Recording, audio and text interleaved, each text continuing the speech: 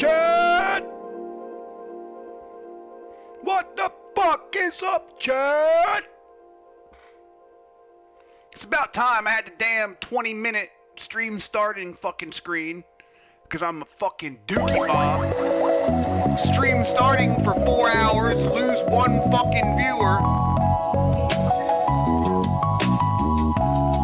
Look, I lose 1 viewer, that's 25% of my viewership. That's 25% of my viewership.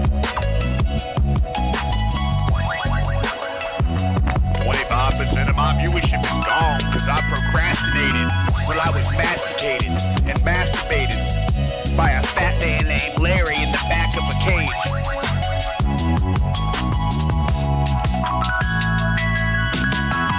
I've been coming through like the fat bitch at the buffet line.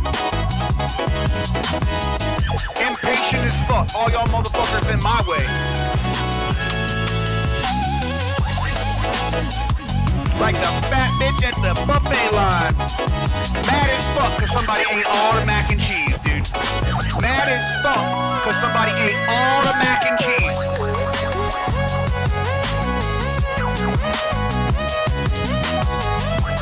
And this bitch got corn in her booty hole. She got corn in her booty hole.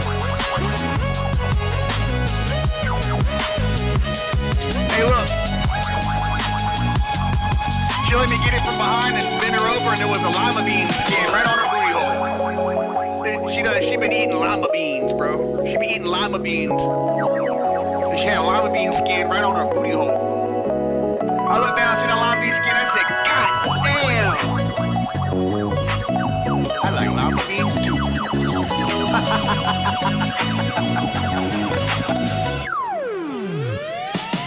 You know, me and you got a lot of comments. You like lima beans, I like lima beans.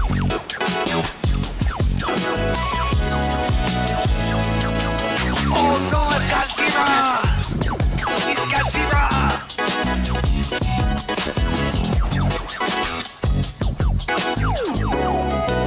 For those of you who haven't figured it out yet, I'm rolling marijuana.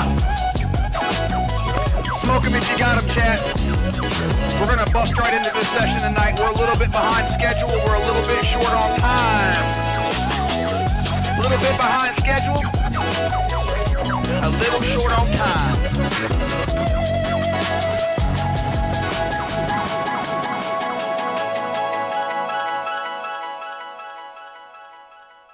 We're a little behind schedule and a little bit short on time, guys. Let me finish rolling this marijuana. We'll turn the music down a hair. We'll turn it down a hair. No pun intended. We'll turn it down a hair. No pun intended. What the fuck is up, chat? What the fuck is up, chat? Zodiac JD Stewie.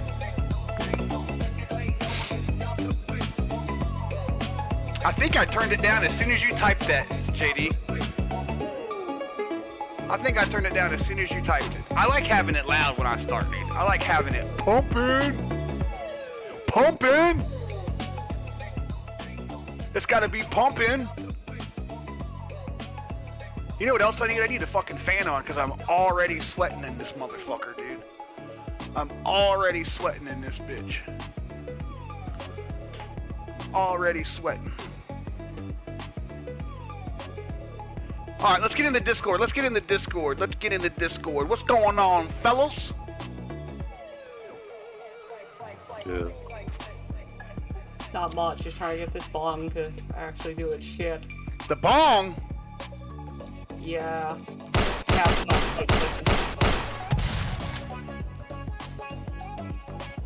Oh no, I broke it.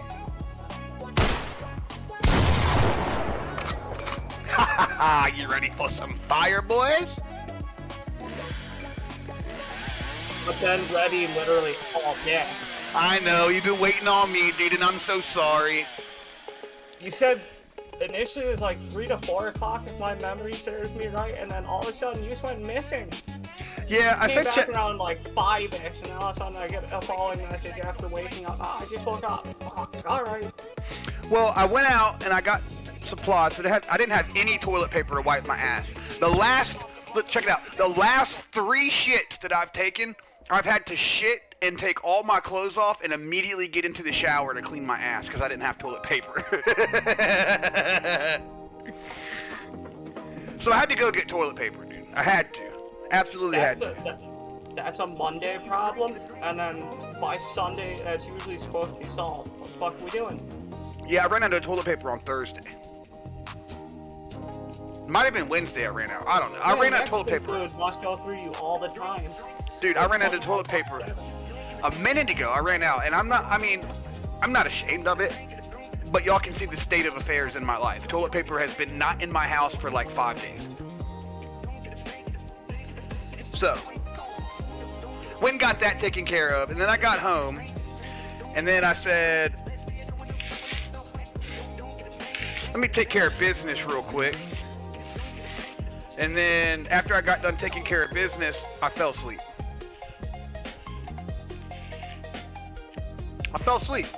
You know, businessmen get tired, right? Businessmen get tired. I take care of the business, I fell asleep. And Stu, I say we get the business done and keep rolling that shit. Yeah. I'm almost done rolling.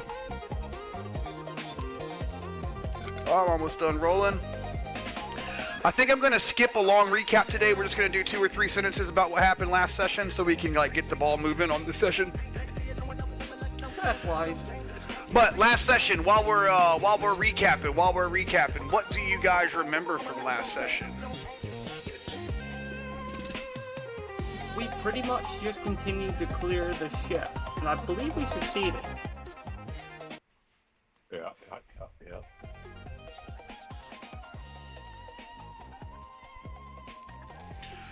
You guys cleared out all those puppets. The puppets that were banging on the walkway ended up coming up to see you guys, and then Wade had a brilliant idea with the fire extinguisher to like smoke them out of the stairwell so they couldn't see him, and then the idea backfired, remember? Because he smoked out the stairwell and they failed their spot listen checks, so they didn't see the players run into floor 7, and then the puppets went up to floor 8, and then the puppets from floor 9 came down, and both groups of puppets met at floor 8 and tried to investigate the medical bay, and you guys had to run up the stairwell and like blast everybody before they got into the medical bay. Does that sound accurate? Yes, sir. Alright, let me roll this. Let me roll this real quick.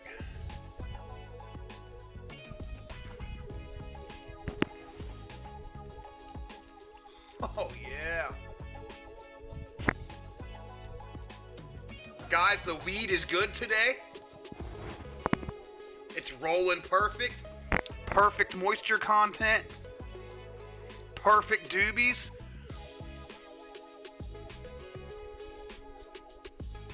Perfect doobie. See there, look. I mean, beautiful doobs, bro. Beautiful doobs. Beautiful doobs. Yeah. Amazing dubs. Then when we left off, we ended the scene.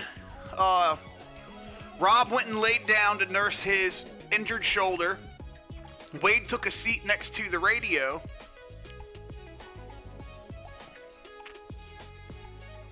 And we had a little GM discretion moment where we allowed Rob to use 2 of his fortune for Wade. And Wade got a little insight into the radio deal. What I'm going to do... DX5 or whatever. What I'm going to do... So I'm going to message Stewie all the details for the radio. So Rob will know how to fix it when he wakes up. Okay? Sounds good. Let's get into the game. Alright. That's Rob Lowe. This is Wade. Wade, you don't have any injuries, is that correct? Correct. And Rob Lowe, you have one injury. It's a sprain on the shoulder. Yeah, one injury to the shoulder and one to my soul.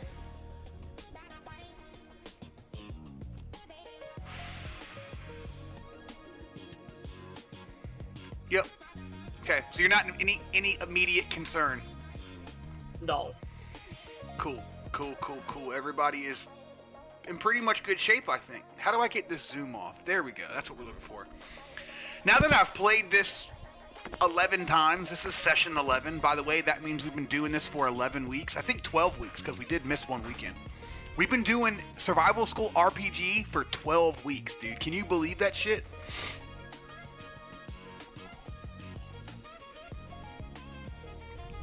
Weeks, dude. We've been playing this shit for 12 weeks. That's 3 months we've been playing a game that we just created ourselves.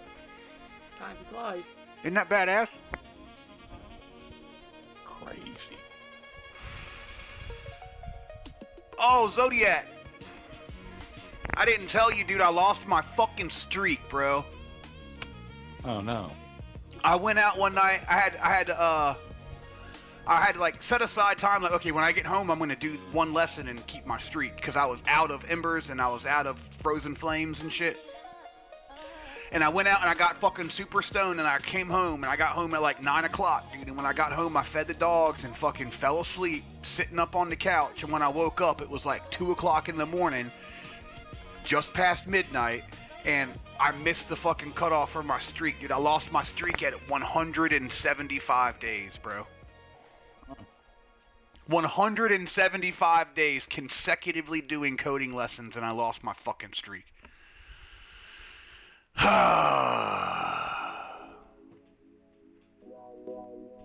But it's cool. It's what happens.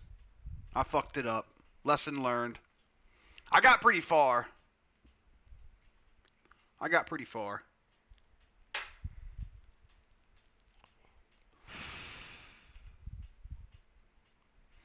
And I got done what I wanted to get done.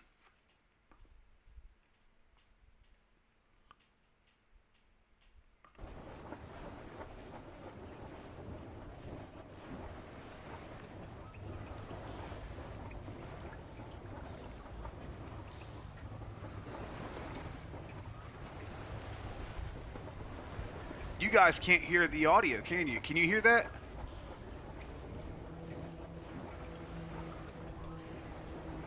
Kicks in and out.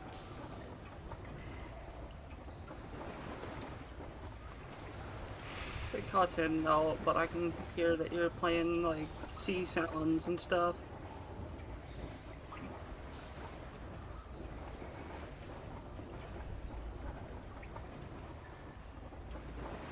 How do I get...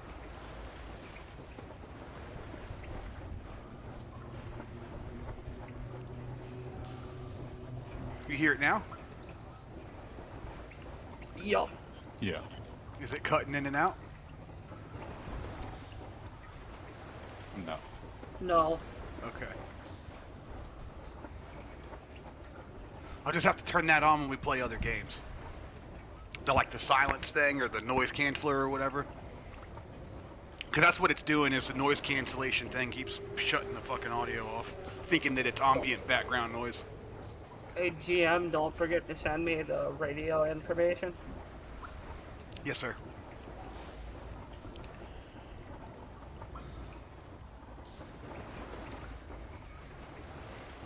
All right.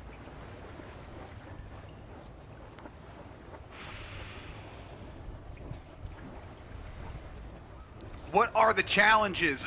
What all do we have to finish? What's the goal? What are we thinking at the end of session 10? Where did we stand as far as goals and achievements and a destination and a strategy? What do you guys got for that? You can correct me if I'm wrong, but are we at the same page in that we have a lot of bodies that need work, and we need to get Dr. Alcock on this boat? Yeah. Alright, well that sounds about sound to me.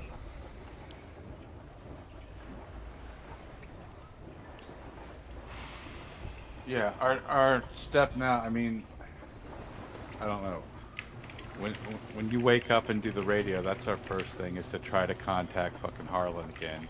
Yeah, all the correctly, you know what I mean? And if we get a hold of them, then we'll have to hear from them the situation. If they're okay, I say we just tell them to come in and meet us at the fucking entrance where we came in, where our boat's parked. You know? And we'll meet them. Well, that's we'll go from here. We'll tell Maria to batten up the door, do the knock thing, you know, and we'll go get the rest of it. And if all else fails and Dr. O'Conk is dead, I say we just start eating people.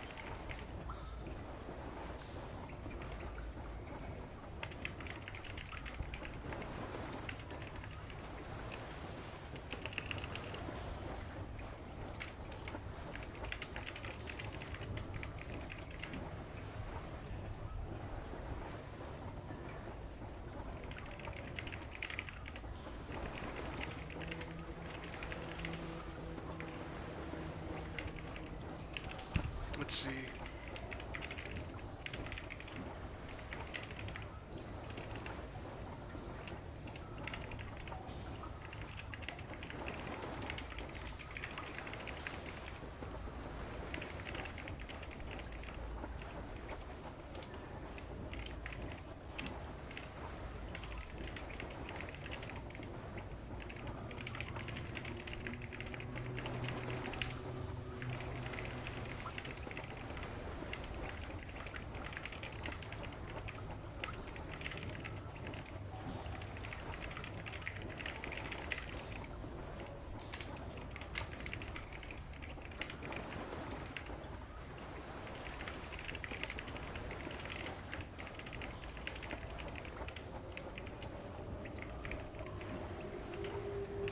Jumped on the main server last night for a little bit.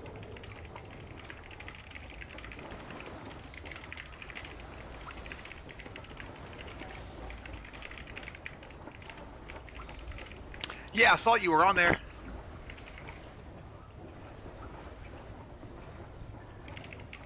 How's the new update? I only got about an hour or two in. Fresh character, looks good. The foliage and shit has been redone. Well, that's good. Is it any easier on the game, like, or on the engine? Like, does it run better, or? I didn't have any problems running anything.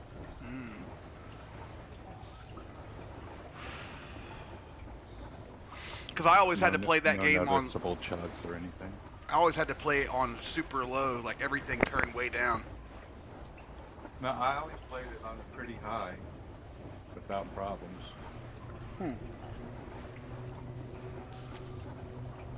What graphics card do Thank you you for have? the info. I got a fucking AMD, I don't know, 12 gig.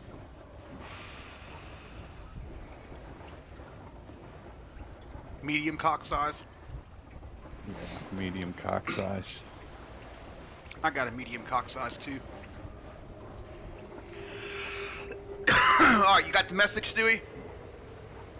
Yes, sir. Okay, guys. Lock in. Dawn comes slowly to the Celestial Majesty. The first gray light seeps through the medical bay windows, painting the room in shades of ash and bone. The emergency lights still pulse their endless red rhythm, but now they compete with something else. Something almost forgotten.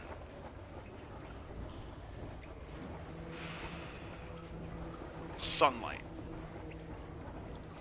Real, honest sunlight. Filtering through the salt-crusted glass and illuminating a room that looks like the aftermath of a field hospital. Victor lies motionless on his cot. His chest is rising and falling in shallow, irregular breaths. The IV bag Maria hung 12 hours ago is nearly empty. His skin has taken on a grayish pallor that nobody wants to talk about. Sophia is curled in a ball on the smaller cot, her mother's jacket draped over her like a blanket, and her fever broke sometime during the night.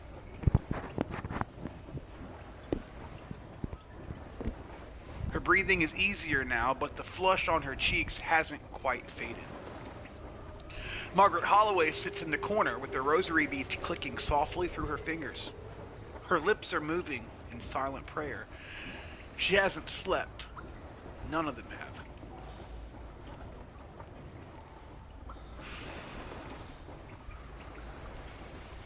Maria stands at the window, staring out at the harbor. She hasn't spoken since Wade told her about Steven. Her hands hang at her sides, empty. The scalpel she held all night is now forgotten on a medical tray. Her child sleeps in the corner, exhausted, tears dried on small cheeks. And Rob is propped against the wall with his arm in a makeshift sling. Jaw tight with pain, he refuses to acknowledge. The bruises from the housekeeper's hammer blow have bloomed purple across his shoulder. He'll live, but he won't be swinging a cleaver anytime soon. Wade sits in the chair by the door with his Glock across his lap, staring at the shortwave radio. It hasn't made a sound all night.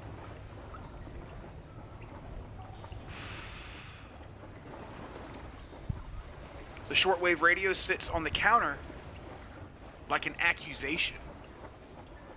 It's Steven's radio, the one he carried from guest services, the one he used to make contact with Harlan in the Second Chance back when contact was still possible, back when hope was more than a memory. Wade has tried it a dozen times since they sealed the door last night, keyed the transmit button, spoke into the void, waited for a response that never comes. Second Chance, this is Celestial Majesty. Do you copy? And static. Always static. He's checked the antenna connections, he's checked the frequencies, checked the power, everything looks right. Everything should work. But it doesn't.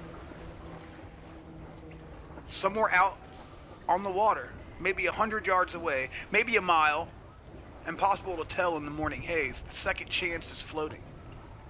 Harlan is waiting. Dr. Okonkwo is waiting. James is dying.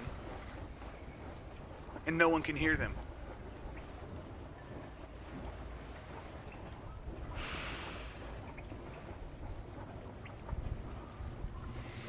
Rob shifts against the wall, wincing as his shoulders protest.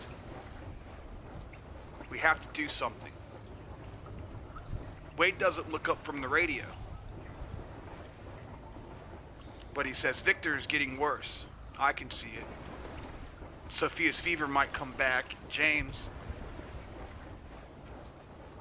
Rob stops and swallows. How long has it been since we talked to Harlan? Really talked to him?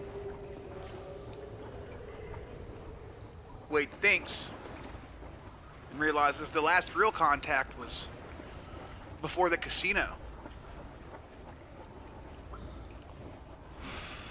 Before the gangways. Hell, before Steven.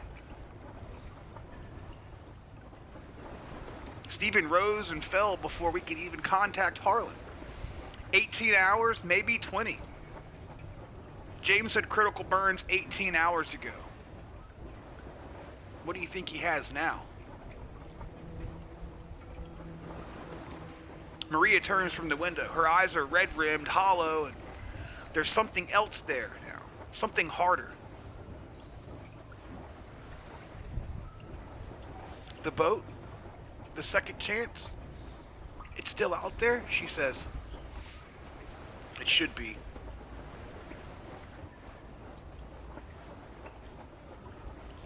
Then we need to reach it.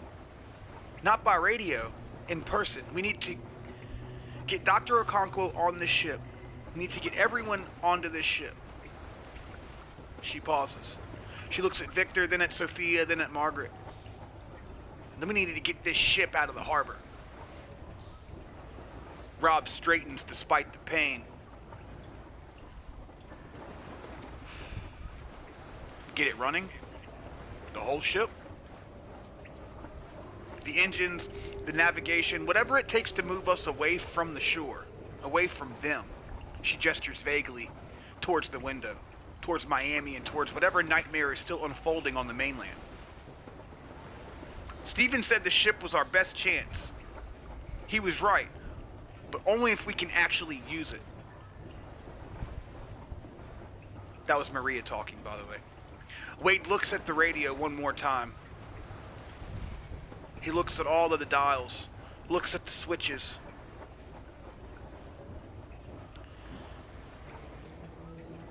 He looks at a small toggle labeled local DX, currently set to local, but he doesn't know what it means. Not yet.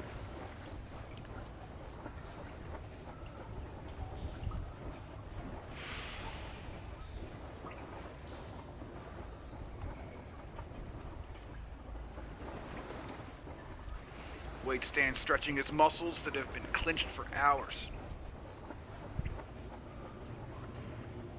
I'm gonna go take a shit. Standing beside Maria, looking out at the harbor. The second chance is out there somewhere. It has to be. Harlan wouldn't leave them. We need a plan, Wade says quietly.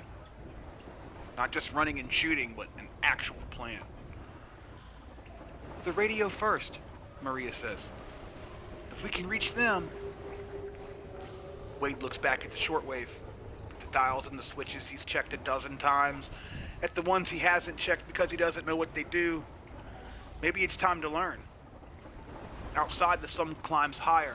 The haze begins to lift. Somewhere in the distance, barely visible through the salt-crusted glass, a white shape bobs on the water. The second chance is waiting. This is the morning of day 4, guys. The morning of day 4. So let's add some time here. I'm gonna kick up that fortune pool from 0 to 4. Yep. Get your fortune.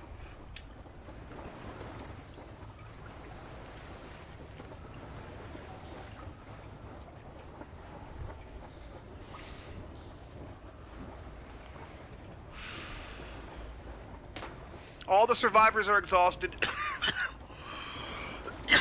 Some are wounded. Some are grieving.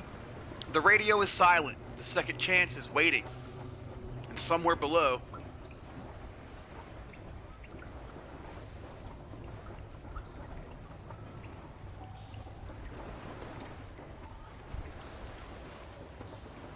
I'm gonna hold that to myself. What do Wade and Rob do first? Could I maybe look at the radio for the time being? Yeah, you can walk to the radio and roll and examine for me.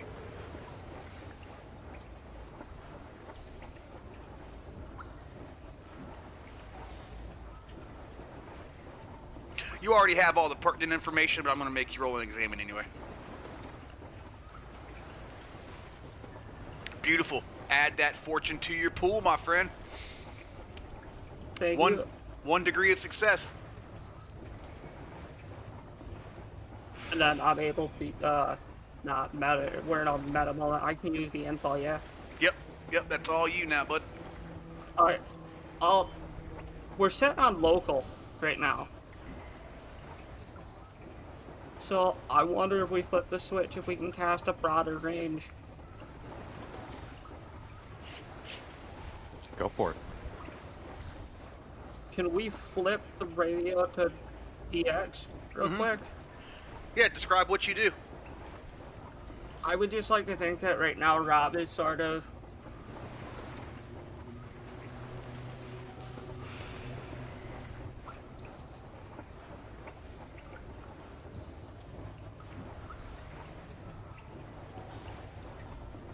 Did you get kidnapped or something? Abduction. Am I tripping? Was he like talking in mid-sentence and just disappear? I like to think we were just... Silence. Yeah. Hello, paging Stewie. Paging Stewart. Oh shit, my... Yeah. The switch and yells into the fucking mic. Look, he was holding push to talk. Second chance, are you there? Second chance, come I in. wasn't telling, I'm exhausted. Shut the fuck up. Look, he was holding push to talk, started talking, and then started talking with his hands and lifted the push to talk button up. Realistically, I fell asleep. I was saying Rob was probably thinking back to his previous days of operating his random gadgets and shit, that he flipped over the DX switch and is looking for a wider range of signal. Correct.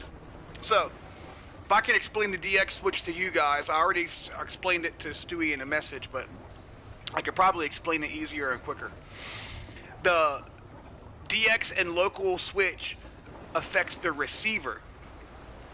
The local switch sets the receiver to a lower wattage so that it only receives signals that are really strong.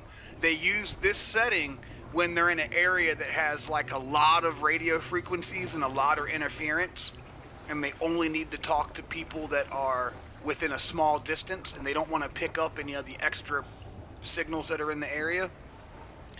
The DX stands for distance, and that is used when you don't have a lot of radio noise in the area, or you need to receive signals from that are very, very weak. And the important part here is the realization that Harland has a hand radio, and he's a mile away. So he's far away with the radio that's weak, and flipping that switch from local to DX will increase the receiver range so that potentially you can hear him.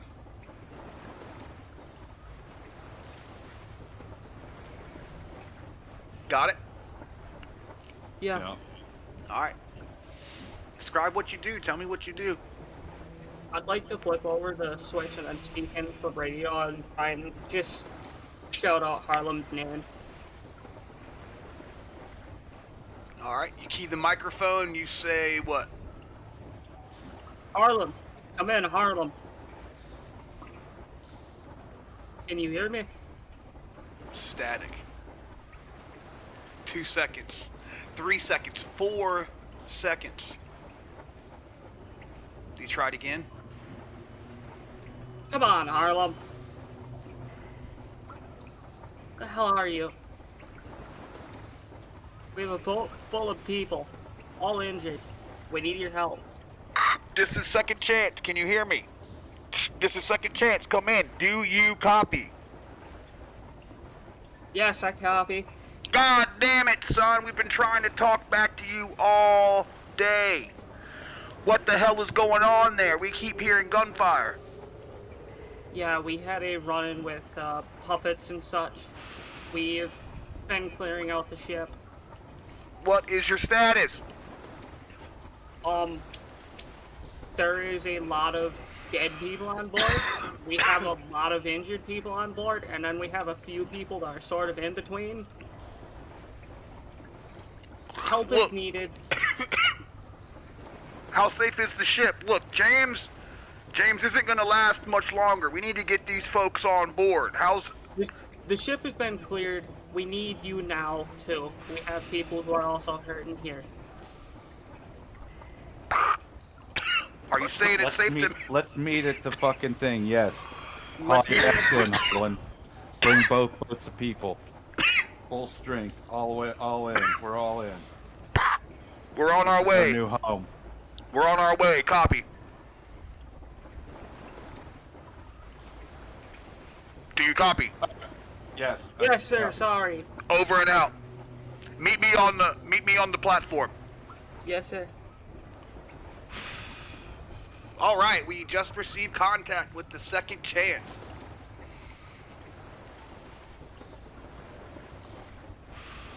All right, so we're gonna head down to the platform. We're gonna tell Maria to batten up the fucking hatches again. Wait for the fucking special knock.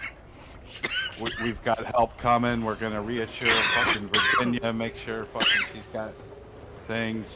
Tell Maria, you know, you're in charge until we're fucking done. How's Victor? I'm gonna check on Victor before we leave. Roll a medicine.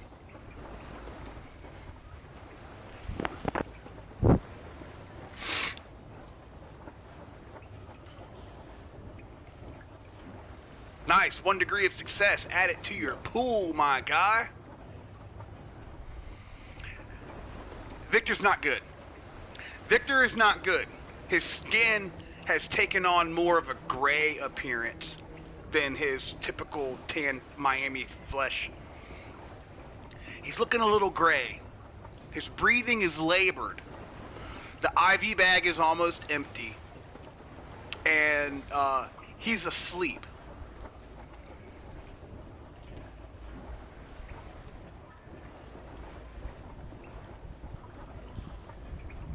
Alright. I give him a fucking pat on the shoulder. Hang in there, soldier. We're gonna go get the doc for you. Let's hit it. Alright, you're gonna make your way down to the gangway? While we're there, just for the time's sake, and if you want to do a whole fucking time thing, I'm gonna fucking reload my mags, and you know, shit like that. Prepare for a fucking out. Yeah, I got 8 out of 8. I don't think we're gonna have to. We're just getting Harlem and whatnot on the boat, and we cleared the boat. The more you say, it's the end of the world. I'm gonna load my gun. Do what you want. I'll give you this pro tip. The more you say and describe, the better it is for you. Because if something happens in the future and it wasn't like specifically said, we just keep rolling. But like, you know, it's like the more details you give us as the audience and as the game master, the better it is for the player. Because then you can be real specific on things. Well, I get that. I guess that's my intent of stating that, just to make sure, you know what I mean. All I don't go in and fucking do a. We run into 9 more, and all of a sudden I got 4 bullets because I wouldn't fucking, you know. This situation didn't exactly seem like we're gonna open up to an action sequence. And that's just a natural thing. We're prepared to go on a mission. I want to fucking tighten up and make sure I'm prepared. You know. So like, if I don't mean to play for the character, and I try not to give you guys any tips or point you in the right direction, but if you're gonna do that and take the time to like reassess and freshen up everything, I would also specifically state that you let Rob take some painkillers or whatever, because he has a +5 to his rolls right now. Go.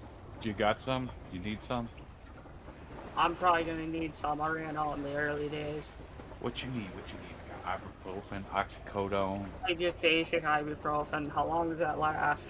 Something has happened to Rob's character, because it says you've got 15 points available for your skills. It doesn't have any tolerance, speed, or movement calculated, and all of your traits are gone. I just noticed that. Thanks for the catch, because that was not like that when we began. This was all filled in. Alright, so Rob, this is what we'll do. I got 19 ibuprofen. I'll take 9 off, and you add 9 to your shit, so you can just deal with it when you need to. Yeah. I'm sorry, so I'm taking 9 ibuprofen. I got lost on the stat point thing.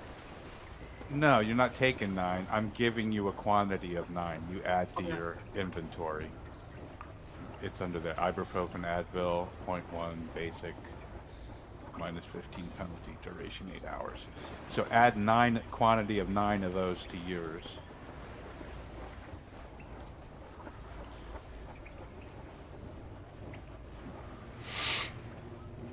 And I will take 9 off of mine. And that way, when it's time, you can just knock 1 off and get done with it. Yeah, we gotta fix this character sheet, man. Shit, and the last one that I have is from January 11th. It's from a while, yeah. The last one I have is from January 11th, bro. I would like to point out, I did not touch it. Athletics, combat, what the fuck? Go to, on your computer, go to your downloads and search Rob and see when your most recent download is. It's not recent, I can tell you. It's probably the same one that you're referring to.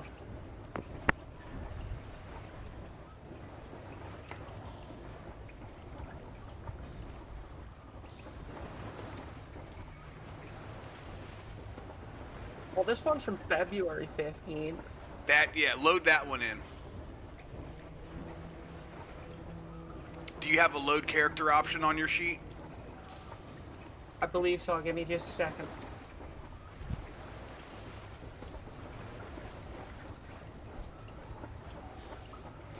Sorry guys, we got to get this worked out. He's got his something happened on the website. If you look down here. Oh, now it has it calculated. Oh, did you load it in? I just loaded the character and I'm adjusting the fame because I was at 4 total. I had to add the 1. Yep.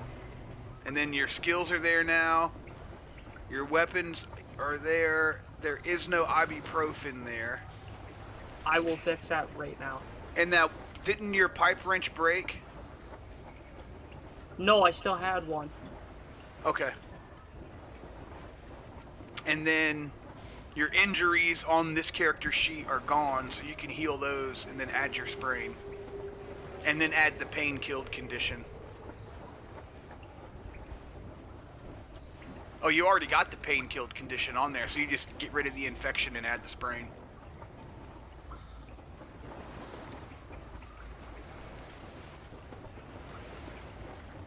After doing this for 12 weeks and having 11 or 12 sessions in the bag, there's some things on the website that I do want to fix and work out and get better. Like, I wish I could move around. Oh, wrong one. I wish I could move around the trackers. Like the turn tracker and the dread pull tracker and stuff. Like, I wish they were interactable so I could just move them around the screen wherever I want. And then, if I get a bunch of NPCs on my list right here, it makes the shared roll history go down and down and down, and it disappears. So I need to have like 4 slots and then a scroll function so that this turns into a scroll window. Because if we had like 5 players and 5 NPCs, I wouldn't be able to see the roll history. Right.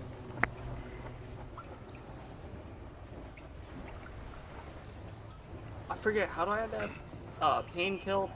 Just add... It's a condition, but you already have it on that character sheet. You see it? I know, I was a bit slow in deleting that set condition. Oh. Well, it's under conditions in the bottom of the list, L0 pain killed basic. Because you're taking ibuprofen. And then -1 of those ibuprofen from 9 to 8. Right here.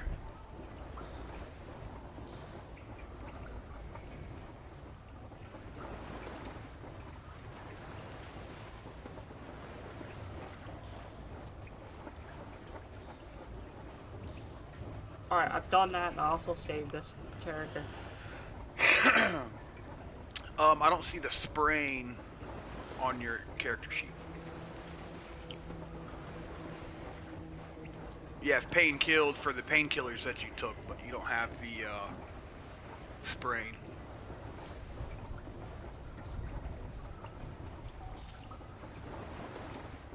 So, could I add the sprain in there, or do I have to do it specifically pain killed for sprain? No, I'm telling you to hit the add injury condition button. Alright. And add your sprain in there.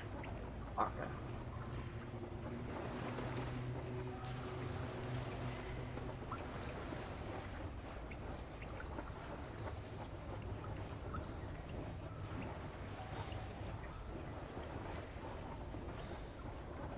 And while we're at it, you might want to hit the save character button too, Wade, just to make sure. Because if his disappears, it could happen to yours too. Yeah, let's save up the characters, that way we don't fuck this up too bad. Let me know when you got the injury done.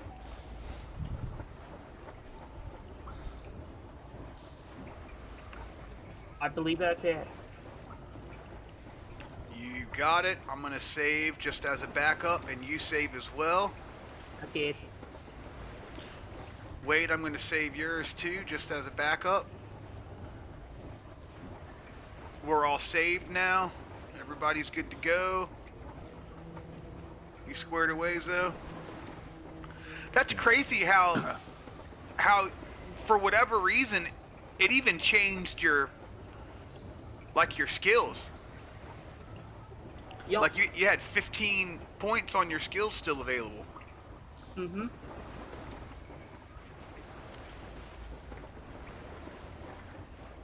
All right. Harlem's about to make a bag today. Let's see.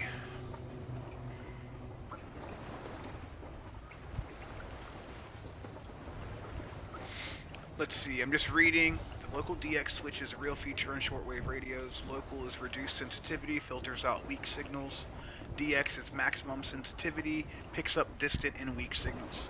Harlan's handheld radio is too weak to penetrate the local filter.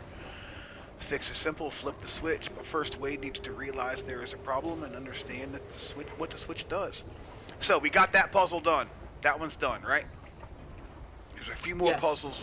Few more puzzles we got worked up here.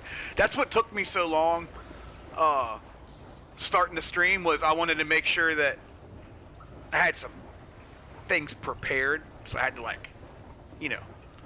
Anyway, we got some puzzles to solve. Let's see.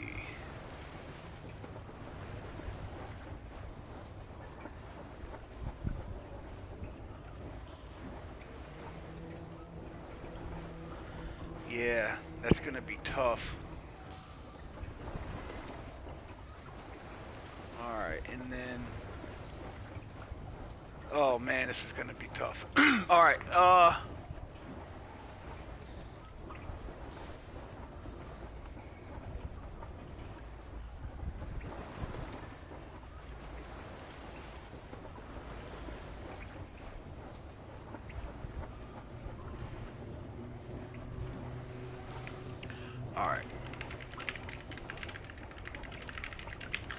Alright, explain to me what we're doing again, guys. Sorry, I do remember, but I want to make sure that we articulate it very clearly. We are currently trying to get Harlem and Dr. Alcacqua on the boat so that we can start doing medical care on these people. Victor needs help. A lot of people need help.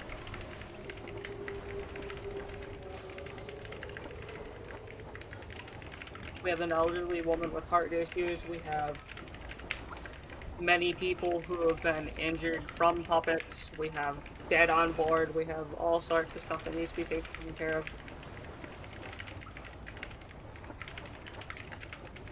And you're gonna have their boats meet you where y'all boarded, right? Yes, we're gonna be meeting them right at the boarding dock. And do you remember where we boarded? Deck 1 at the waterline? I mean, that makes the most sense. And what was that platform called? Wasn't there like a platform out there or something with a ladder? A ladder that led to a platform with a door? What the fuck was that called? Do you remember? Engine room or something? Yeah, the door led to the engine room. The tender platform. Okay. That's the name of it. It was like the little... Okay.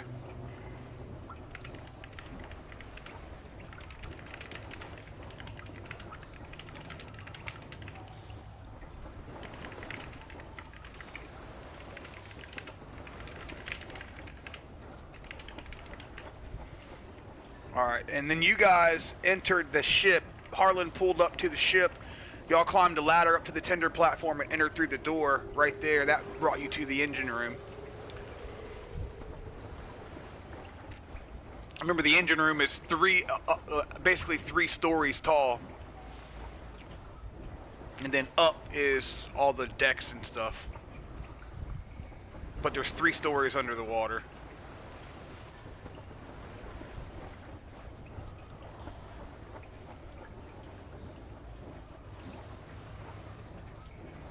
Let's see.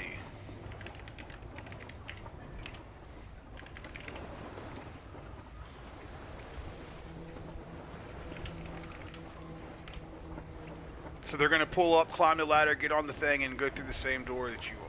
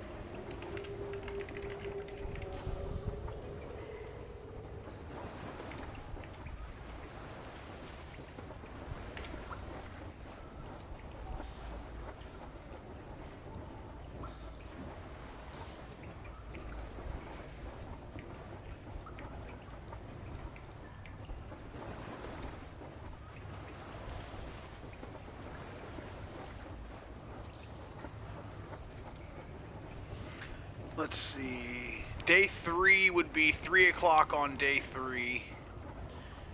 3 a.m. would be 12 hours.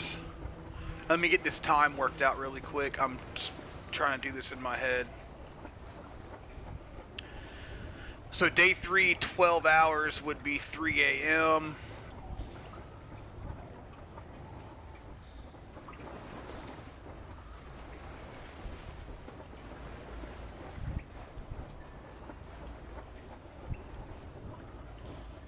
So we need to go up 4 more hours.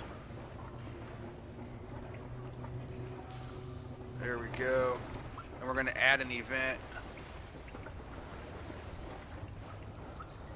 It's been 1 day and 15 hours since Tomas was stabilized.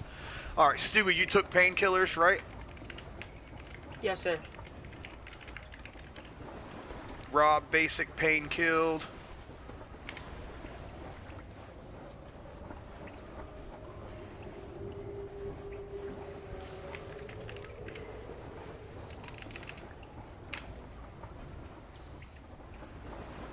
Okay. Here we go. Ready? Wade stands over the radio, staring at it like it owes him money. Oh, you've already done the local DX stuff, though. Hold on. There we go. Wade turns to Maria. Stay here. Keep the door barricaded until we come back, and remember the knock. If you hear anything wrong, anything at all, you get Sophia and the kids into the bathroom and you don't make a sound. Maria nods. Her hand finds the scalpel. Be careful, she says.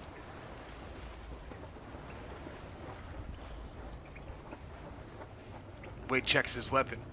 Glock 17. Fully reloaded. Well, you have a 45, don't you? Yeah. What, Semi-auto 45. what Glock model is a 45?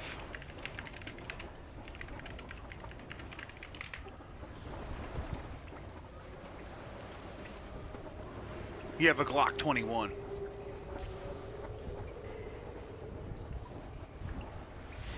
You have a Glock 21, not a 17. Alright,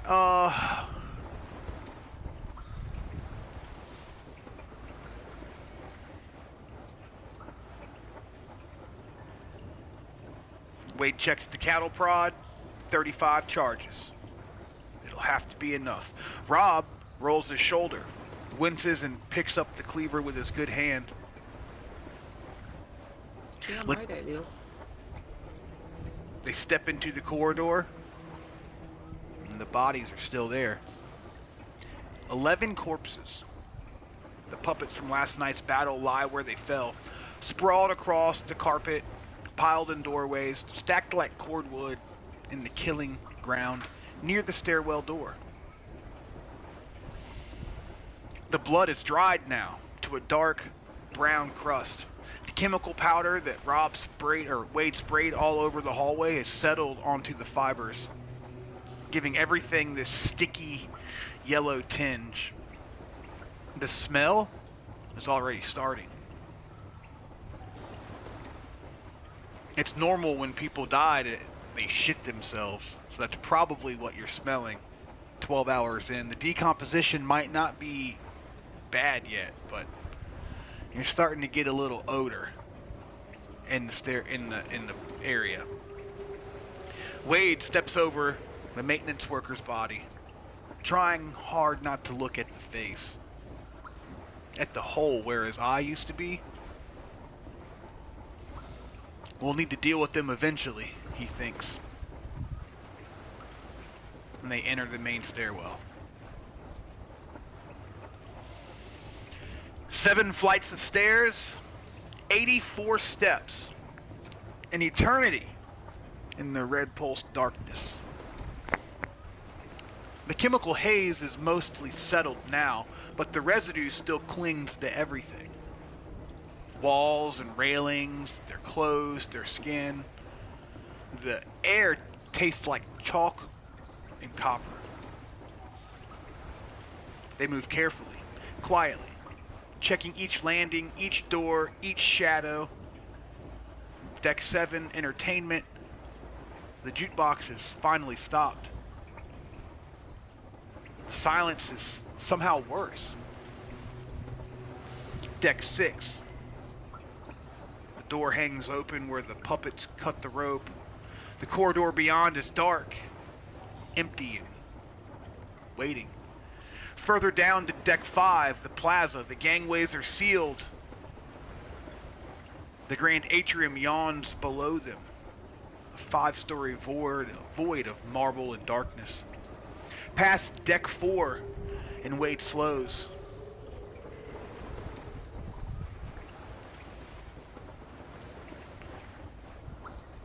He remembers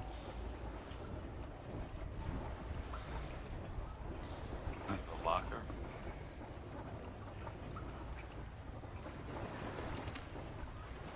this may be an error. I have to go check the list. He remembers that there may be puppets unaccounted for on this deck. 3 that didn't join the siege. Where are they? But the landing is empty. The corridor is silent. No movement, no broadcasts.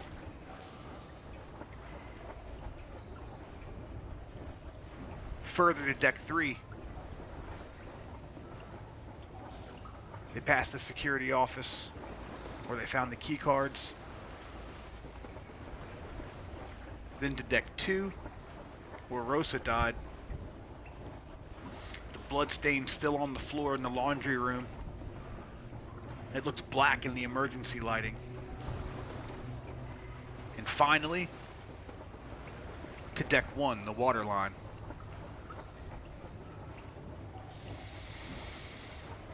The stairwell ends here. Wade eases the door open. His Glock is raised, every sense screaming alert. The smell hits him first. Salt water, diesel fuel, rust, the ocean itself seeping through the hole, reminding them that they're on a ship. But there's nothing below them but water and darkness. The corridor is narrow, a crew-only space, all function and no luxury. Exposed pipes run along the ceiling. The floor is metal grating, not carpet. The walls are painted gray. The paint is chipped and faded. Emergency lighting casts long shadows. The red pulse is slower down here, like the ship's heartbeat is weakening. To the left, you see the engine room access. Massive doors are closed, warning signs plastered across them in 4 languages. To the right, the cargo hold, and at the far end, the tender platform. Wade listens.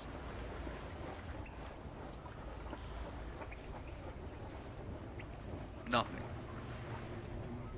No footsteps. No breathing.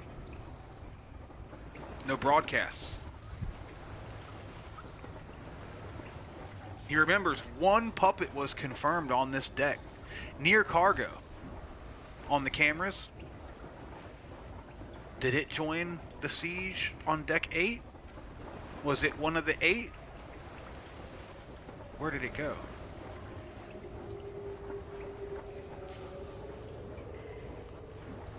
They move towards the tender platform, passing the cargo hold entrance. Wade pauses.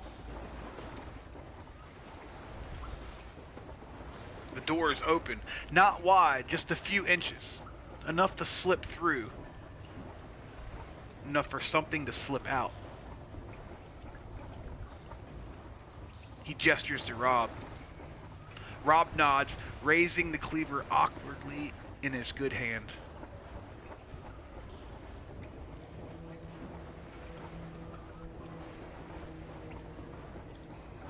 Let's do this. You going in, Wade?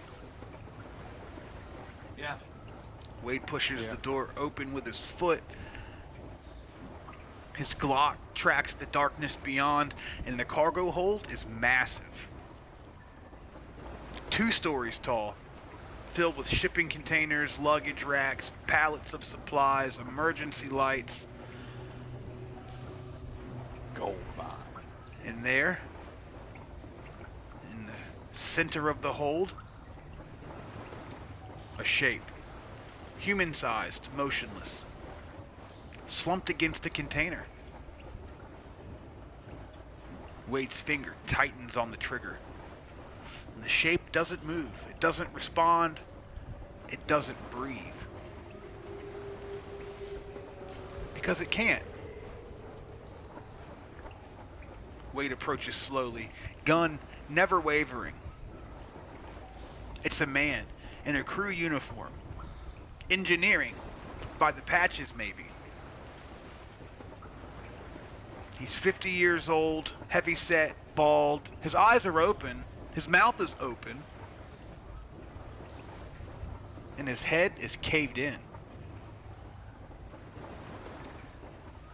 Not from a bullet, not from a blade, but from impact.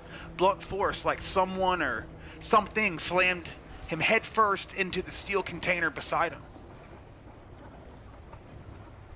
The dent in the metal matches the shape of his skull. Wade crouches, examining the body without touching it. He's been dead for a while, at least a day, maybe more. Before the siege, before we even got to deck 8.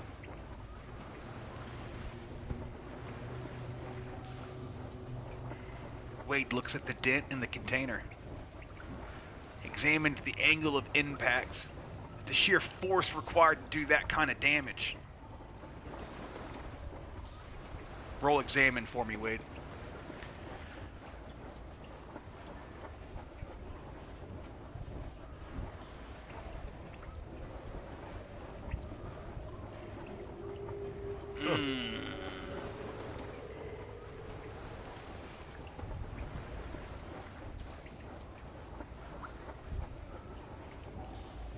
Alright, I gotta skip past this part. Hold on.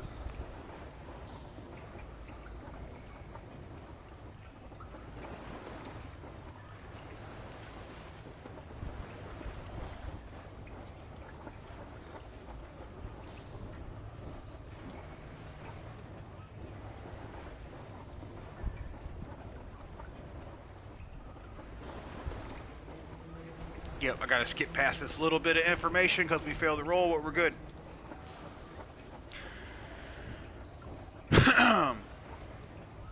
Wade finds himself at a loss for words.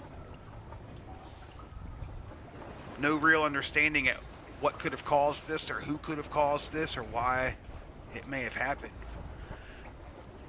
But they just found a dead man in the cargo hold.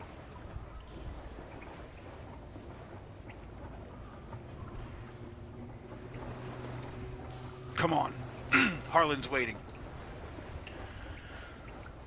The tender platform access door is heavy.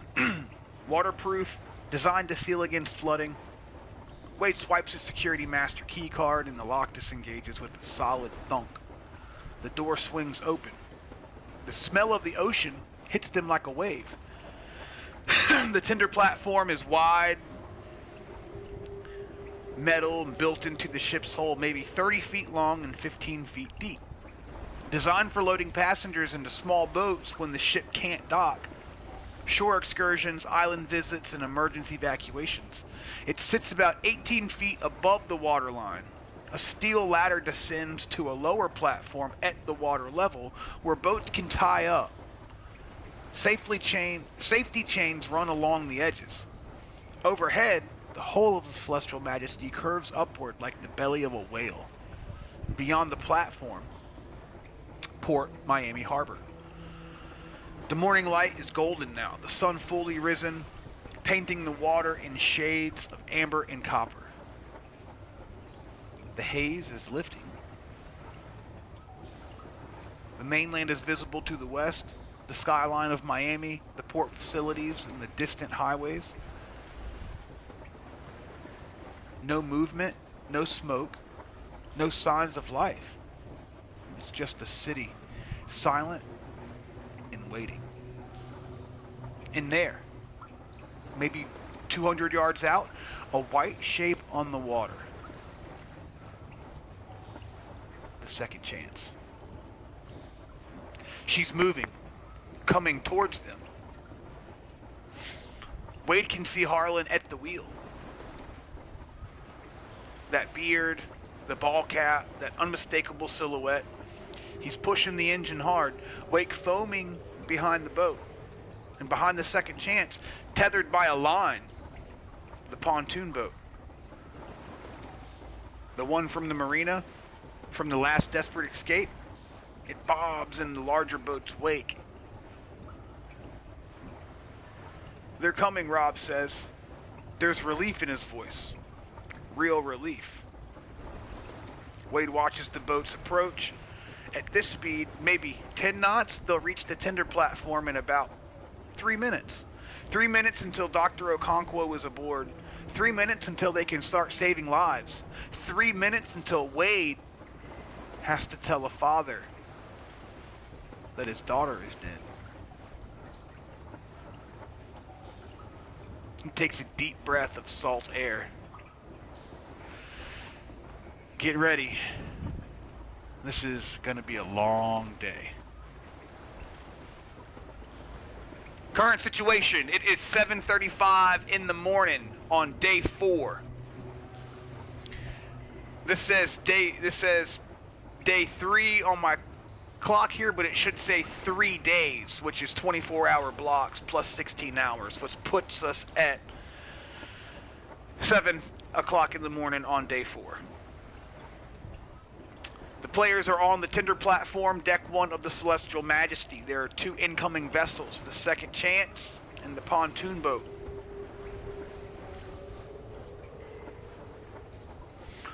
One puppet on deck 1, potentially the one that you've seen, and you didn't check behind his ear, by the way, I'm just giving you that information for free right here, but potentially the one that you've seen on the cameras is that one that was dead in that room. The tender platform is clear and accessible. The engine room is where you found the other lady and had a big fight. What killed the deck 1 puppet?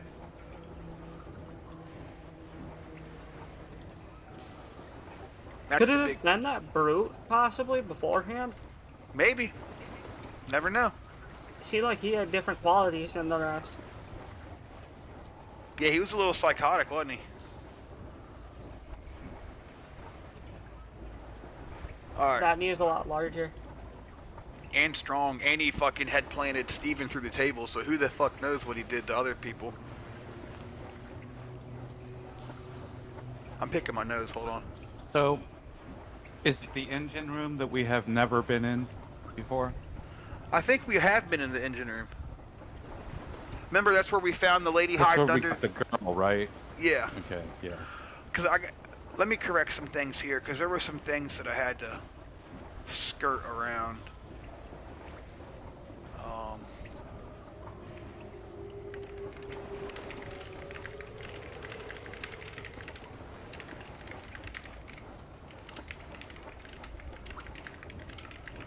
What was it, Elena you found in there?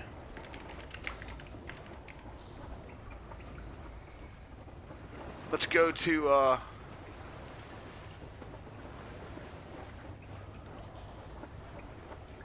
I'm pretty sure it's session 5.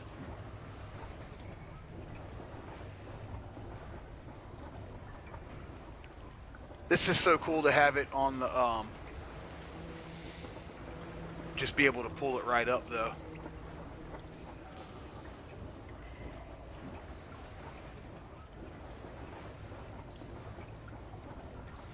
Yeah, session 5 picks up immediately after. The team must return to the cruise ship to secure medical supplies. This session focuses on the systematic clearing out of the vessel. Crisis on the Second Chance. Victor, Wade, Thomas, Elena, and Maria. They return to the Second Chance via the rescue boat. So we need to go to session 4.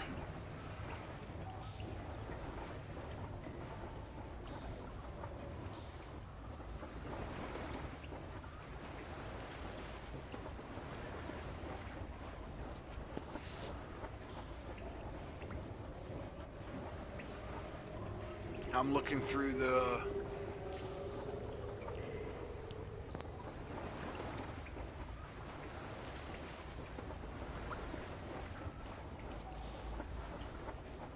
Yep, the puppet she tied up, and then stabilizing Tomas, and then scene 10, right here, if I can zoom in. Nope, that's a bad zoom. So scene 10, from the engine room, a whimper.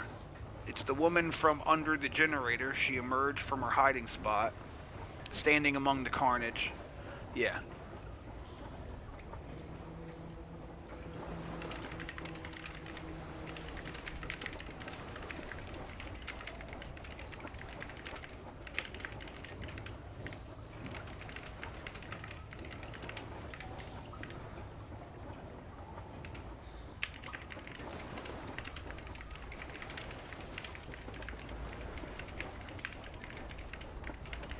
That was scene 10.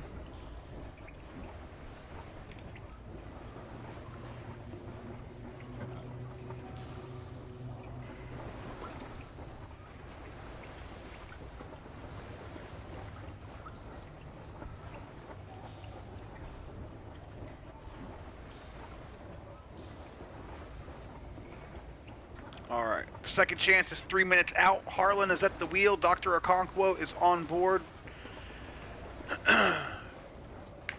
Wade has 3 minutes to prepare, or you could decide not to say anything at all and just let it ride. I'm gonna let it ride for now until we get everybody safe and fucking. Yeah, for sure. Hey, Kill him, the guess first thing you what? say, we killed your daughter. Yeah. Hey, good to see you. Guess what? No, I'm gonna try to pick my battle. I mean, if I remember correctly, I don't remember her death being great. I remember doing some stuff with a hammer, so... Yeah. We could ride this one out, and he could not even notice.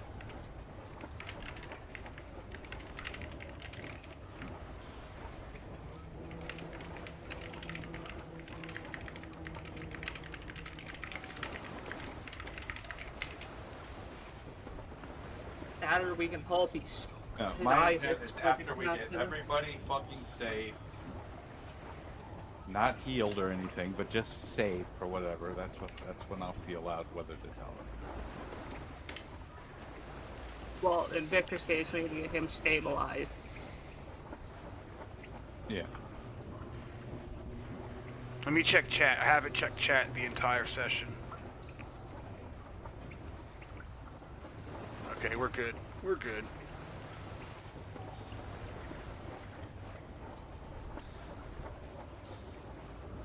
These streams, when we do this, aren't the most visually stimulating. I really enjoy it.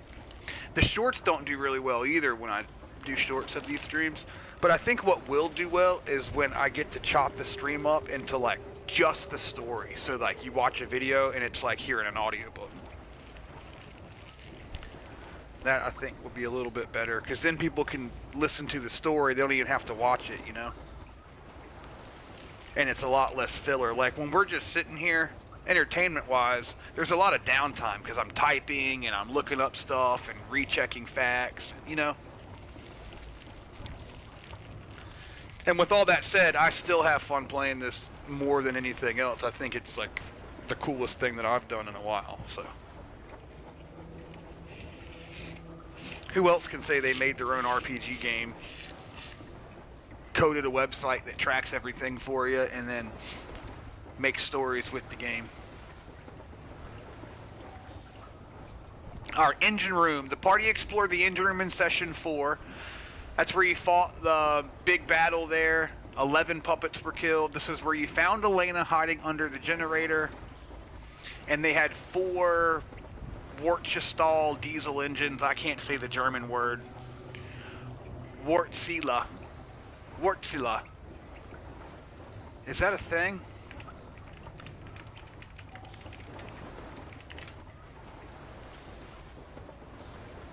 Wärtsilä. Wärtsilä. Say it slower. Wärtsilä. Wärtsilä. He had 4 Wärtsilä generators. Drives a Wärtsilä. That's what it says.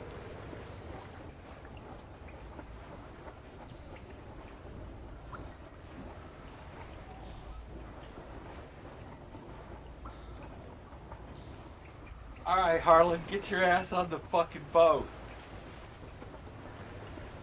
That's not quite how I would have said it. Like, please, sir, please assist us. It's not looking good here. How many, yeah, he's pulling up now. How many people were on the pontoon boat?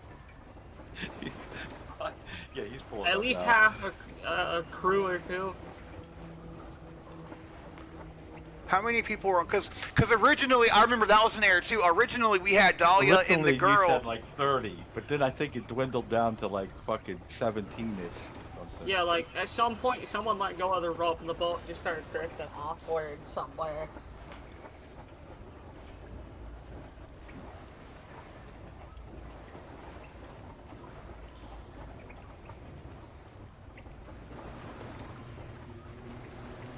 Hold on. Like, I feel like when Harlan was his own camp entity, his own POI, he had a camp of about 30. But I think once he joined us, things had taken, and I think only about 18 of them or so made it out with us in the spare boat. Let's see. Right, because didn't we have a big battle at his place too? It wasn't really a battle. Y'all ran because y'all were getting overrun. There was like hundreds of the puppets coming. Well, that's what I mean. Like there was interaction where we lost people, I think. Yeah. Yeah, all 35 survivors escaped. This says 3 boats. Did we lose track?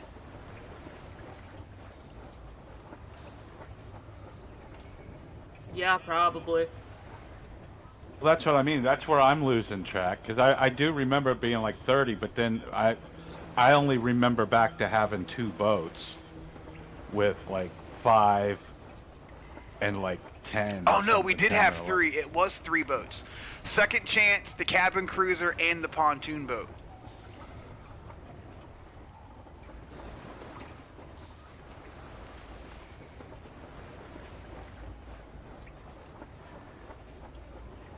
"35 survivors." We're gonna need to tighten this script up a little bit. That's what we're doing right now, big buddy. Alright.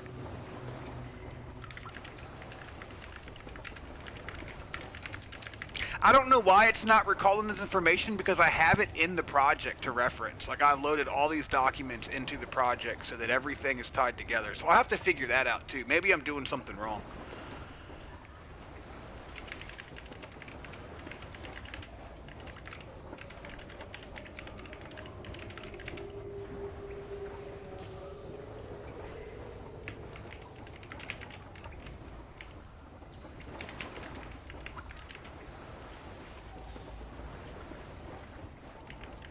And there's just AI shit too. Like I've seen some videos where the AI couldn't do the simplest shit. Yeah, but I got giving the wrong big answer and then acknowledging that it gave the wrong answer and then fucking giving it again. Yeah.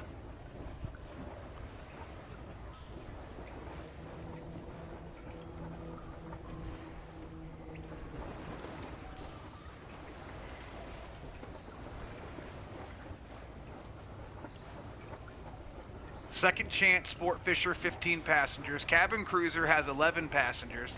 Alright, so now we need to, yeah, so that's it. We got 3 boats coming, not 2. Somehow in the mix we lost track of the boat number. But yeah, right here, chat, if you can see session 3, I got it highlighted. So we do keep record of the shit, and it helps to go back on.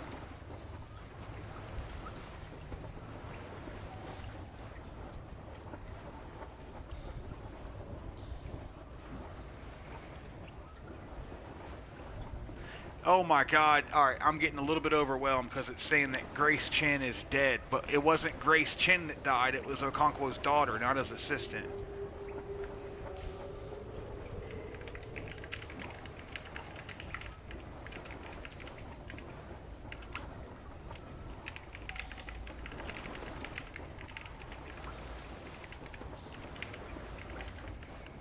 Did Agent 3 corrupt the script? It might have.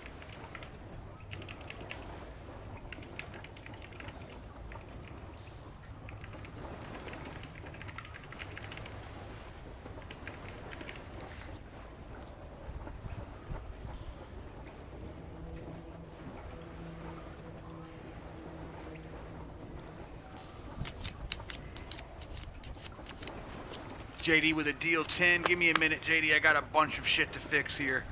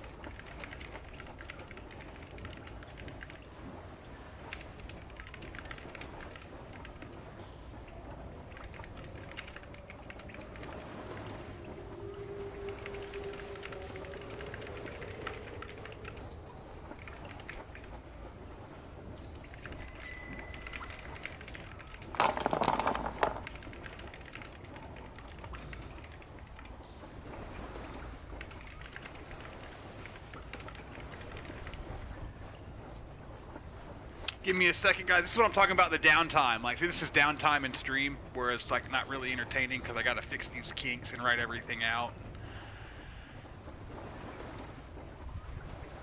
But I still feel like we should stream it so people can see that it started from a stream, then turned into a video, then turned into an animation, you know, like...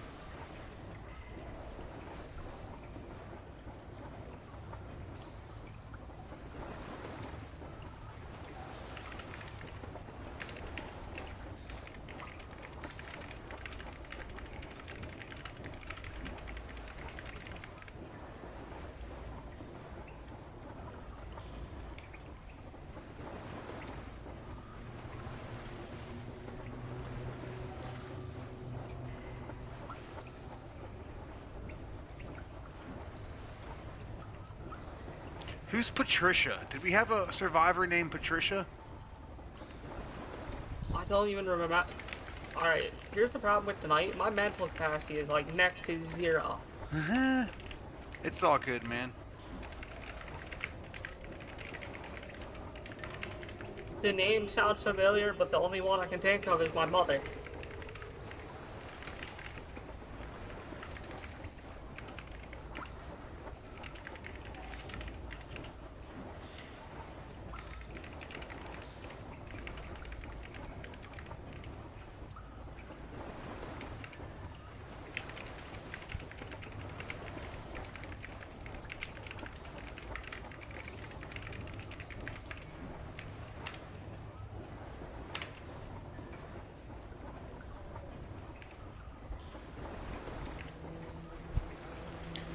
Alright.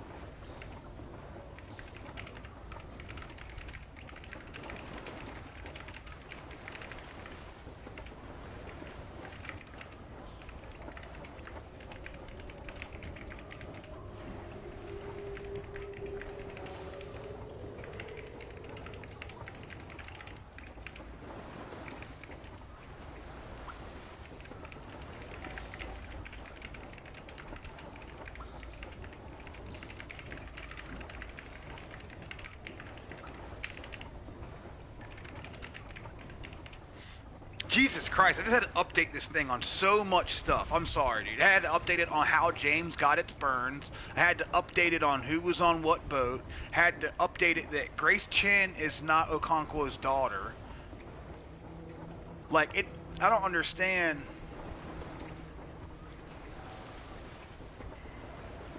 Sorry, man. I've been sitting here getting called by other people to go do other shit and half asleep in the chair anyway.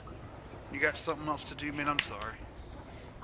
No, it's not that I have something else to do. It's just that there's a lot of shit going on in life currently, so it's a bit more than usual. Yeah.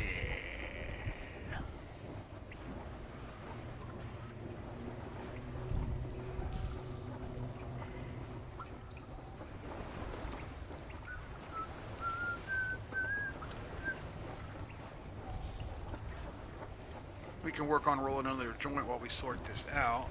Corrected fleet status. The second chance is a sport fisher, constantly moving because the water pump is broken and it can't idle. This is correct. Okay, that information is correct. Originally, Dahlia and Lily were on the pontoon boat, but I don't feel like correcting that shit. So it says the second chance occupants are Harlan, Delia, Lily, Okonkwo, Grace, James, and Tomas. The cabin cruiser has 11 unnamed passengers, and the pontoon boat has 9 unnamed NPCs and Marcus, who's like the leader of the yacht club.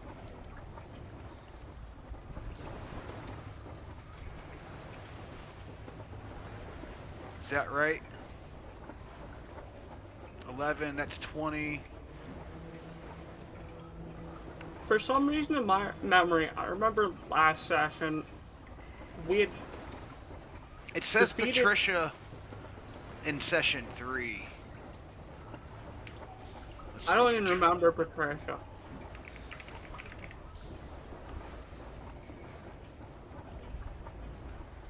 Yeah, it says here Delia and Patricia grabbed the edges of the mattress, hauling it aboard. So I think she was some leader. I'm gonna send you a message through Discord, and this may help you out. Yeah.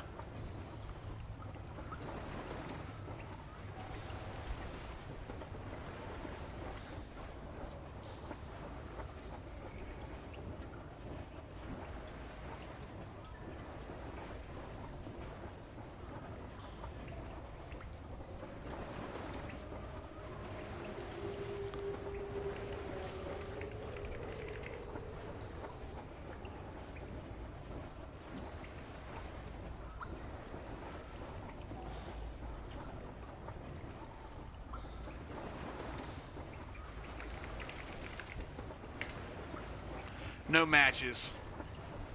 Yeah, Patricia's an insignificant character in the game.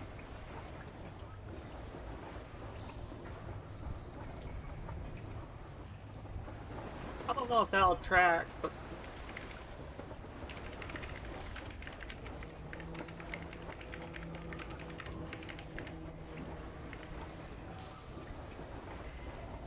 And we have 1, 2, 3...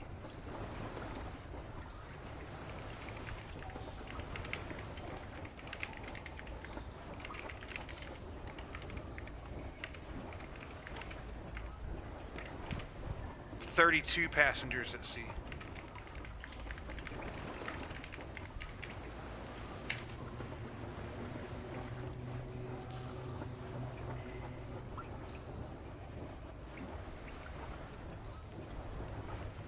What was Dr. Okonkwo's daughter? I want to say it was Elena, but that doesn't No. sound right. That was the lady No. that we have in that room. Let me see.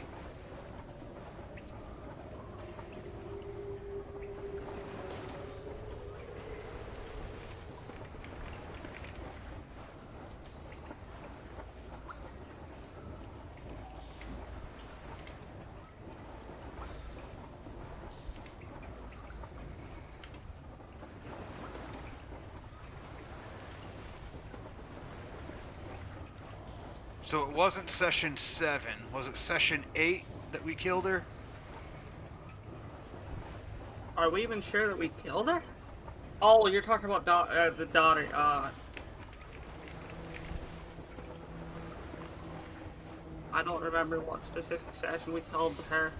I got it right here. One of the dead puppets is Grace Okonkwo. So that's why the fucking thing got confused. It's Grace Okonkwo and Grace Chen.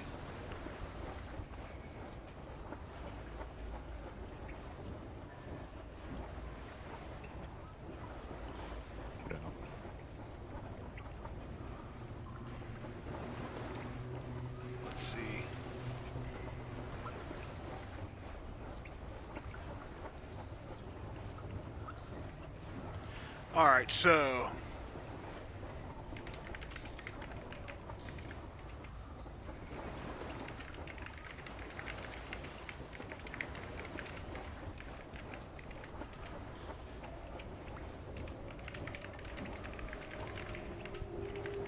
Session 8? Yeah, this happened in Session 8.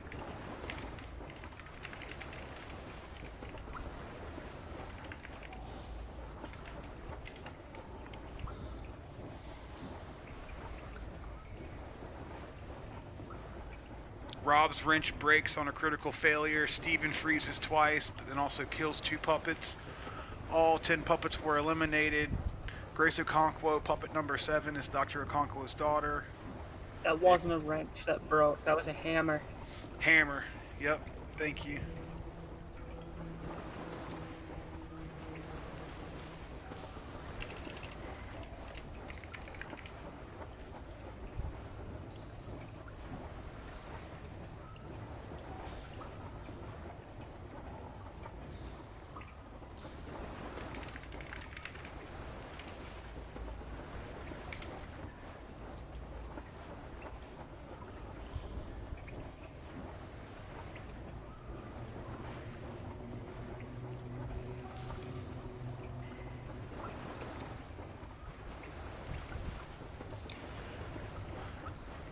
Session 8, Act 1, The Slaughterhouse. That was a fucking fight.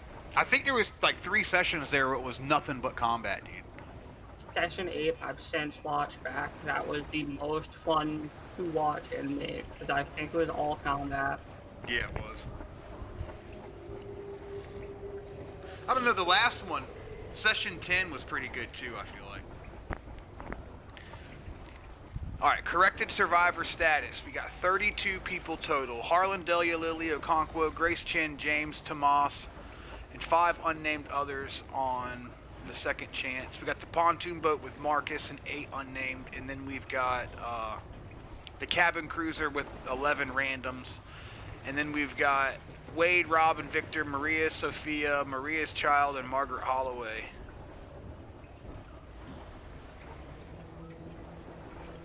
On the ship. Deceased is Stephen Vargas and Grace Okonkwo.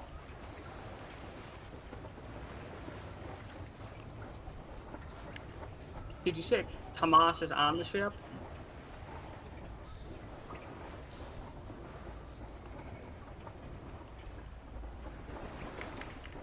Tomas is on the second chance. Oh yeah.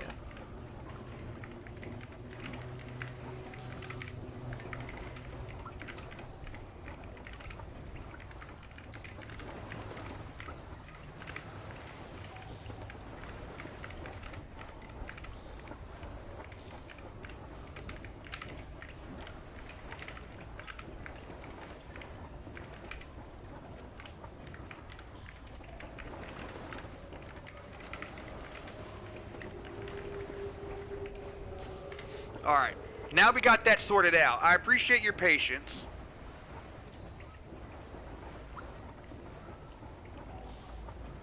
Also, guys, I wanted to update you real quick. Is Decay in the chat?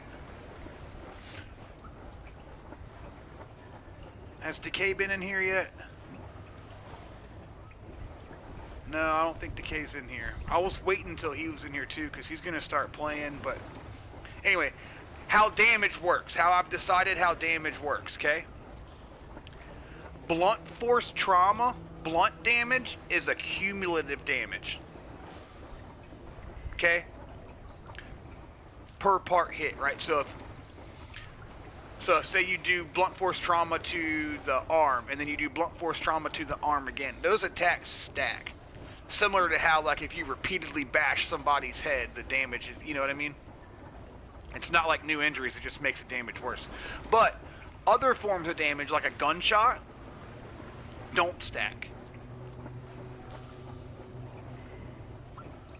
So the gunshot does 15 damage. It goes over the tolerance and causes a wound. You do another gunshot and does like 10 damage. It's not going to stack on top of that gunshot wound, but it will make a new injury itself. Does it make sense? Yup. Because we've been playing stacking damage for a while here, and some of the times the stack, like when it's real high damage, doesn't really do it justice, but like things like bashing somebody's head or something like that, the bludgeoning damage stacking has really made sense to me the more I thought about it. So that's how we do damage, is bludgeoning stacks. Bludgeoning damage is cumulative over a tolerance. So then would cutting fall into the same as bludgeoning, or where is that? Nope. A slash is going to be a new injury every time. Same way if you did like 3 slashes at somebody's chest, you would cause 3 lacerations if you hit every time. Fair enough. Whereas if you did 3 punches to somebody's chest, you would cause an exacerbated broken rib injury type thing, right? Yeah, more likely just a lot of bruising. Right, but all that blunt force damage accumulates, whereas the slashing would cause 3 separate injuries. So it makes it a little bit more complicated, but that's fine. Also, I was thinking about changing the threshold for choosing where you hit to 3 successes. So if you succeed with 3 degrees or more, you could choose where you hit, instead of it only being a crit.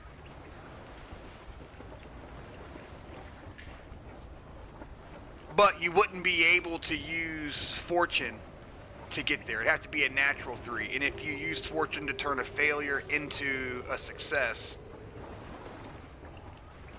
then you also wouldn't get that option too. It'd be a random roll.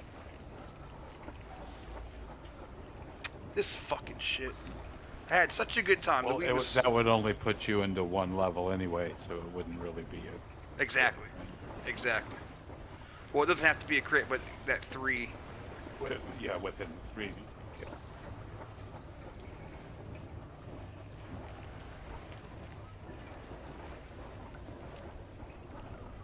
What were you upset about here? This joint I'm trying to roll. I get mad every time I try to roll one, dude. Want me to send you the product description of the device I'm using? You sent it to me, the little vape thing. Yeah, you just pack it and go. I mean, it works a lot better. Yeah, but I'm fucking weird, dude. I like joints. I'm stupid. I complain and I bitch about it. Can you imagine though, just packing one and going, not having to complain at all? You just go. That's half the joy. It's gotta be, right? Why would I do it over and over and over again? Why would I do it over and over and over again, dude? What am I, like, psychotic? Like, Purposely rolls bad joints. I wouldn't say psychotic. You just haven't quite picked up. It makes that one joint that much more special. That one joint that comes out good makes it that much better. Yeah.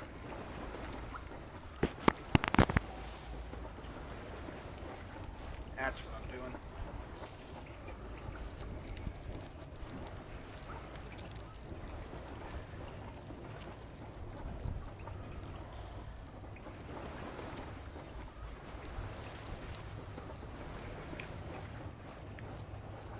I went and seen my buddy, and we smoked a blunt, and I rolled it, and after not smoking them for a while and having to roll that motherfucker, and there was holes and shit all in it, and it tore right down the middle, I was like, I'm so glad I quit smoking these fucking things.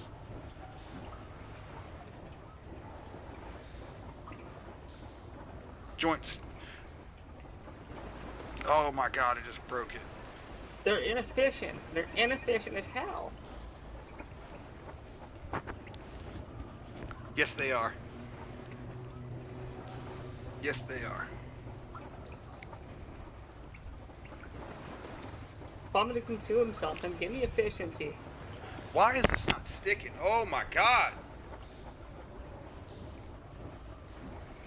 You jinxed at the beginning. You said you had this really nice sticky weed, and it's all gone south from here. Yeah, it's been absolutely terrible. I just pulled the fucking filter out of the joint.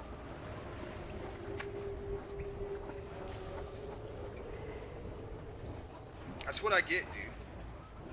just shut my fucking mouth and not say a word about anything ever. Never once. Don't ever compliment anything. Don't ever criticize anything. Just keep your fucking mouth shut constantly all the time and not say a fucking word. That's what I want to do. That or keep it stupid simple. No, just keep your mouth shut all the time. Don't say a word, because nothing is even worth talking about, ever.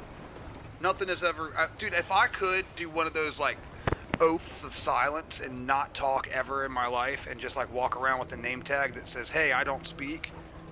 My name is Steven, I don't speak. Trust me, man, I've also thought about those days. Those would be beautiful.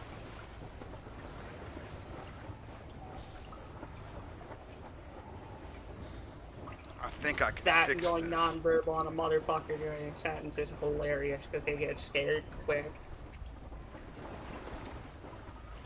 Oh my god, dude.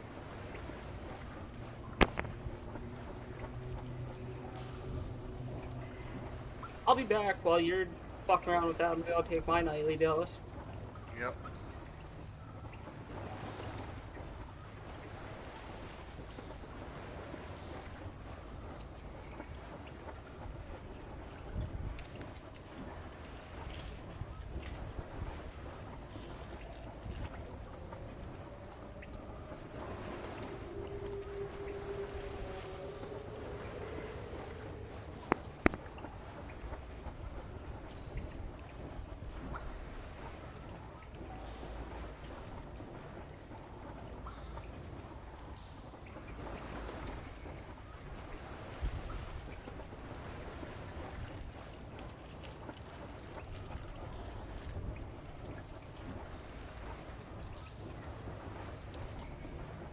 I can hear that crumple right through the microphone.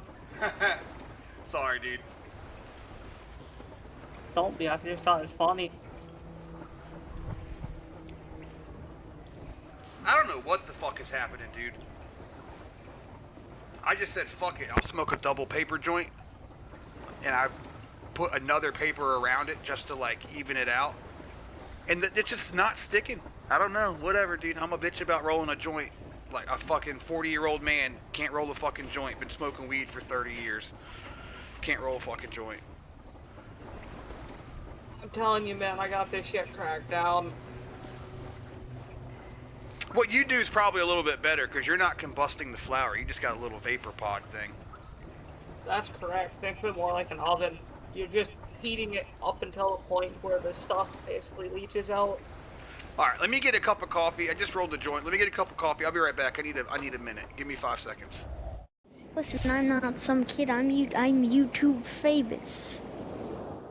Eat a hair sandwich live on stream. I donate $500. Dude, what the fuck? Nah, bro. Nah. And like, if that were to be the case, I don't play in servers with mechs, really. Shave your beard onto some bread and eat it? Oh, you're crazy, bro. Alright, listen here, Sandwich. I want people to see something like that, okay? I mean, you're the one giving the fucking money. You're the only one that would have to see it. But wouldn't it be dope if like 30 people saw that happen? Bro, if I end up eating a hair sandwich today, bro, oh my god, no way. Oh, a hair sandwich? What if I throw up? Do I have to eat it all? Yeah. Oh my god. Oh, I am thinking hard because that's 500 bones that I do not have. It is my own hair, you're right.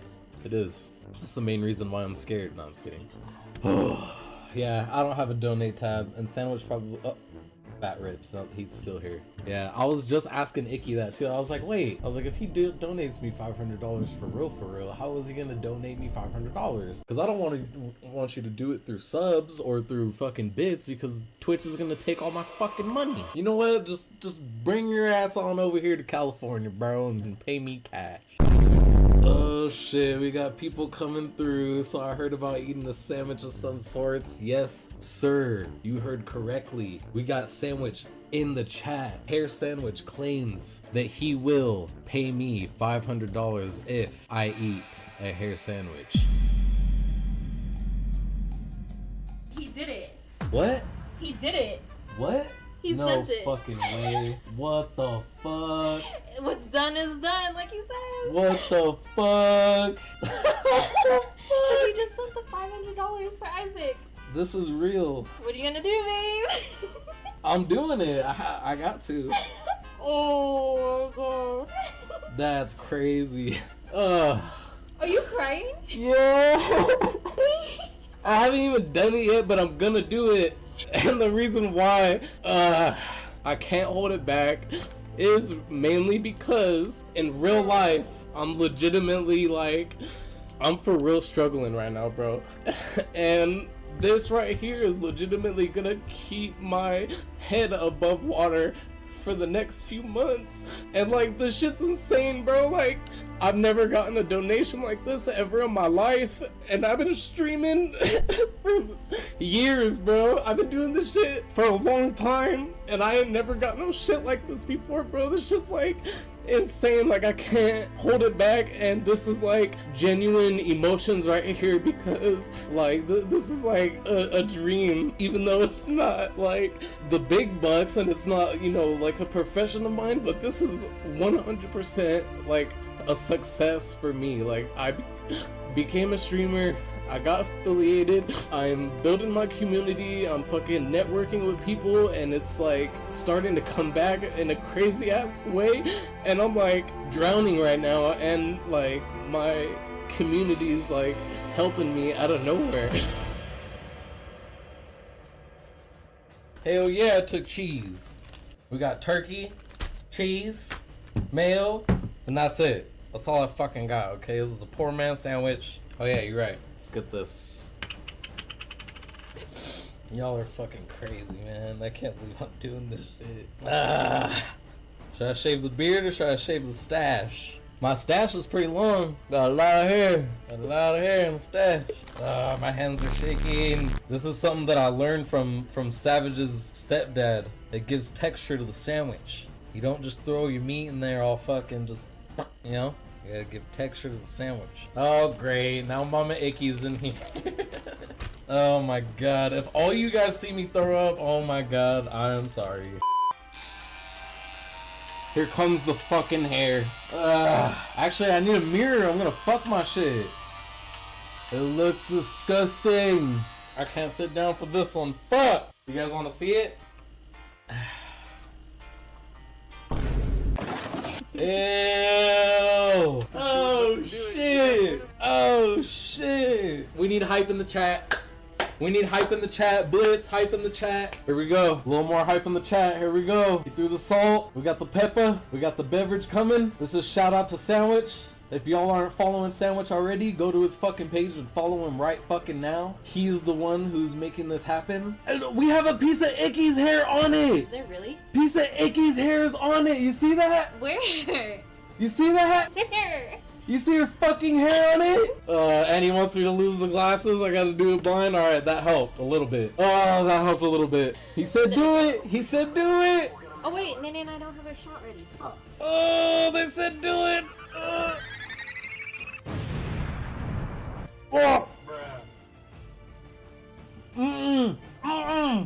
Say that shit again. Just chew. Just chew. Don't think about it. Don't think about it. Don't think about it. You're stronger. Oh, fuck! Fight the demons. Oh, shit! Oh! No! Dude, somebody better be. Oh, so what? Hold it. Think of it like a shot. Think of it like a shot. Oh, fuck! Hold it. Oh, fuck! Oh, my God!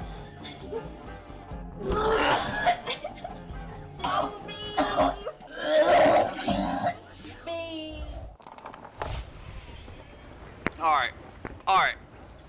You guys here? Yup. Let's get back into it.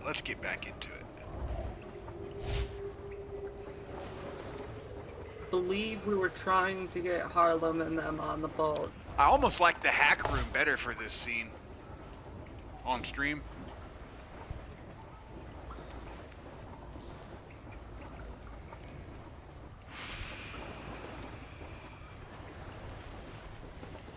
I had just fixed a bunch of fucking corrections on the system. Alright, you guys ready? I'm still holding her together, man. Pow! The second chance comes in fast. Too fast. Her wake's churning white foam against the Celestial Majesty's hold. Harlan cuts the engine at the last moment, letting momentum carry her final 20 feet to the tender platform. Wade can see the strain on his face. 3 days of constant movement, 3 days of a broken water pump forcing him to keep the engine running, circling the harbor like a shark that would die if it stopped swimming. The man looks 10 years older than he did a week ago. Wade! Thank God! Harlan's voice cracks as he throws a line. Catch! Wade snags the rope, loops it around the cleat on the platform. The second chance bumps gently against the hole, settling into place. Behind her, moving slower with the others, the cabin cruiser emerges from the morning haze. White fiberglass catching the golden light, 11 figures visible on deck. Then the pontoon boat, riding low in the water, overloaded with Marcus and the yacht club survivors. 3 boats, 32 people, the last remnants of a world that ended 3 days ago. They're here.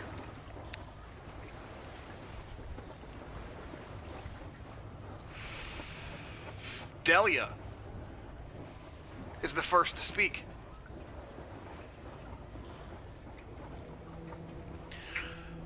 Waving her hands from the second chance's deck with Lily clutched against her hip. Is it safe? Is the ship really clear?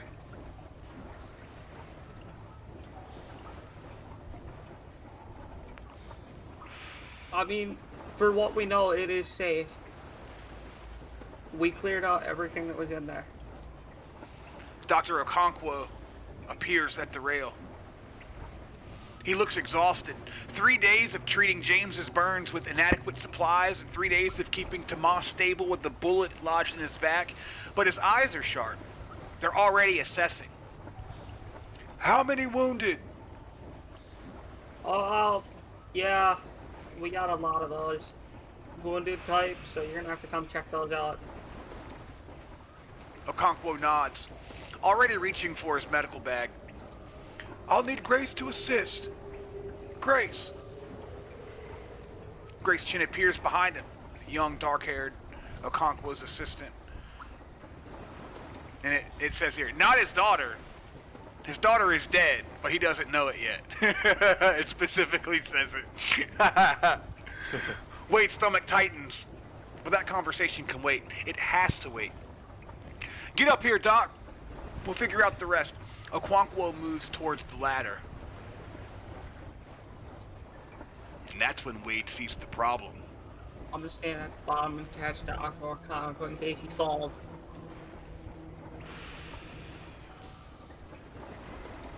The tender platform ladder is a simple steel construction.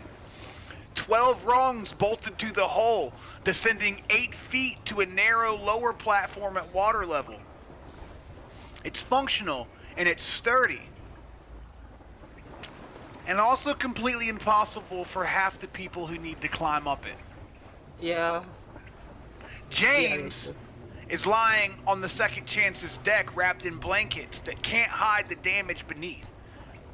His arms are bandaged from fingertips to shoulders, the burns from the water pump explosion, 62 hours old now, weeping fluid through the gauze. He can't grip a rung. He can barely move. Tomas is sitting against the gunwale, face gray with pain, the bullet still in his back. Every movement sends fire through his spine. He might be able to climb, but one wrong twist, one slip, and he'll fall into the water. And on the other boats, Wade can see them now, the elderly, the injured, the ones who've been sitting in cramped quarters for 3 days, muscles atrophied with stiff joints and broken spirits.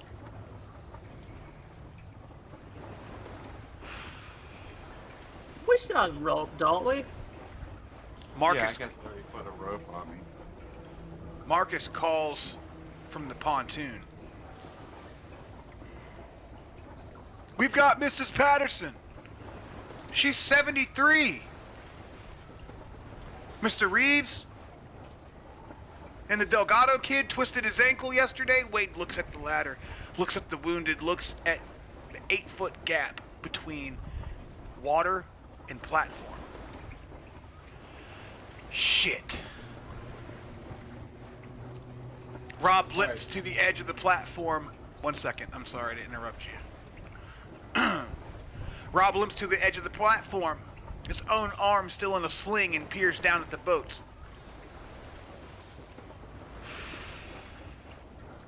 We can't carry James up, not without hurting him worse. And Tomas? You climb with a bullet in your back, you may paralyze yourself. Harlan kills the Second Chance's engine and immediately starts counting in his head. Without the water pump, he's got maybe 10 minutes before the engine overheats. Then he'll have to start it again, burn more fuel to keep the cycle going. Whatever we're doing, we need to do it fast, Harlan says. I can't sit here forever. Wade's mind races. The tender platform is designed for ambulatory passengers stepping off small boats during shore excursions. It was never meant for medical evacuations. There's no crane. There's no winch or cargo lift. But this is a cruise ship. 3,000 passengers, tons of cargo. Somewhere on this vessel, there has to be equipment for moving heavy loads. For moving people who can't move themselves. Well, does the dock go around to where they can get off on land, and we can go back through and open one of the fucking gangways again to get them, you know, we can walk them up that way. What's the lifeboat situation like? Even possibly go get a couple fucking beds from medical and bring down to that place to fucking transport them if we got to. Can I make a suggestion? Wade looks at the boats. At James, barely conscious. At Tomas, fighting to stay upright. And at the 32 survivors who need to get off those boats and onto solid ground. What do you got to say, Rob? Well, the rescue boats, they have to be pulled up via winch, do they not? They have to be secured. They have to be pulled back up to some degree. Yeah. Personally, I'm not sure how those rescue boats operate. I can't say off the top of my head. I wonder if we could use the lift system to maybe pull them in through a lifeboat. At least the critically injured, because if you stabilize Thomas and maybe the one with the burns, Marcus. Sounds like a great idea. You could get the critically injured up and into the boat. Oh, you know what, though? Your boats are too big for those, because the lifeboats are like little 12-footers. I know, but I'm saying if we get the critically injured up first, we can slowly start to work down the people Well, who I mean, rock. the side of the ship that has the gangways, that's attached to land. That's obviously land is right there within. Is there anywhere else on the docks or anywhere where regular boats can fucking unload and have access to, you know, even if we got to walk around or cut through the fence or whatever we got to do to get to the gangways, and then we go back in the ship, open the gangway, bring everybody in. Even if we get to the dock, though, how are we going to get the critically injured moved? Because it's going to easy if they got a regular dock fucking place that they don't have a ladder to go up, then they can get out of the boat. Marcus is and we can carry them if we have to up a gangway, which will be easier than fucking whatever, into the thing, and then close the gangway once we're fucking safe again. Are we able to makeshift a gurney for both Thomas and Marcus if we're going to go with Wade's plan? Well, I'm sure there's like the beds from the medical if we had to, like you're saying, but I think we should be able to carry them. At least get them into the boat. Thomas, we shouldn't carry with the bullet in his back. He's got to move regardless.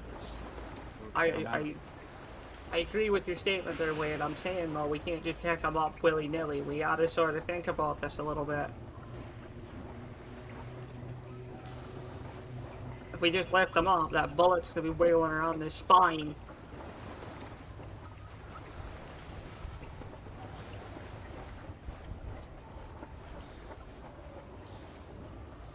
So I was hoping we could maybe use the lifeboat and lift them up in. They're not huge, but we could put 2 in at a time, 2 of the critically injured, get them in with someone up there, and pull them to medical. I thought that was a great idea, but the hair said no, so we got to think of something else. I know. Wait, what's I know. happening? What's happening? I was talking about the lifeboat idea, how it'd be really nice if we could just do 2 at a time and bring them right up to medical. As opposed Oh, to- okay. So you're saying you guys go to the lifeboats. You guys I'm saying- lower a lifeboat to the water. Yeah. They transfer from the second chance or wherever into the lifeboat. You bring that lifeboat back up. They get off the lifeboat. You put the lifeboat back down in the water. 2 more get on. Yes, you bring. sir. Yes. I'll Okay, admit, it's now gonna I be a understand. fucking cycle, but it would work. Now I I understand. thought it was a great idea. Mm-hmm. Because Thomas can't move, Marcus really shouldn't be moved. No, there's a lot of people that shouldn't be moved. No, that is a fucking fantastic idea. All right, I was looking for photos of Port Miami so that we could like get a good understanding of where we're at on the water line and how the docks look. But that fucking scenario right there takes I really the cake, think dude. that this dock is just a bit too far for them. I don't Mhm. think they'll fall down. No, Yeah, no, 'cause- yeah. That was my second thing, because hair said no with the boat, so I was like, all right, well, we got to go somewhere else. So. Now I understand what he was saying. I'm just slow. That's all. Also, Welcome too, to the party. if we had to go all the way around to dock where they could get off the boat and stuff, it would first be a long way around, and then 2, who knows what's on the mainland now? There was like 3 broadcasts that went off on the cruise ship, but nobody can get from the land to the cruise ship right now. So for all you know, there could be puppets waiting outside in the port on land trying to get in the ship. You know, Yeah, and with critically wounded, that just seems like a really bad idea. Yeah. All right. So explain to me in detail. Do you remember what deck the safety boats were on? I'm gonna see if I can't find a reference. I should have something in here.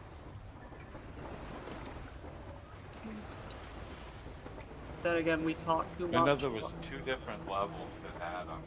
There was smaller ones and then bigger ones.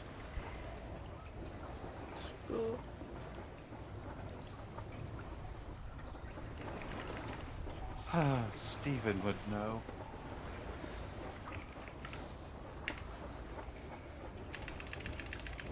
Quiet there, Wade. He's currently listening to the heavenly sounds of Jackpot.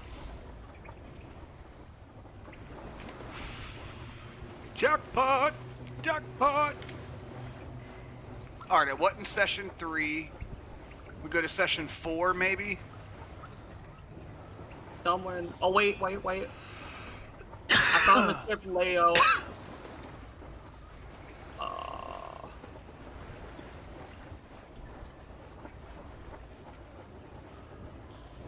There's a bridge on deck 10. I don't think that would be it. No, the bridge is where like the you pilot the ship.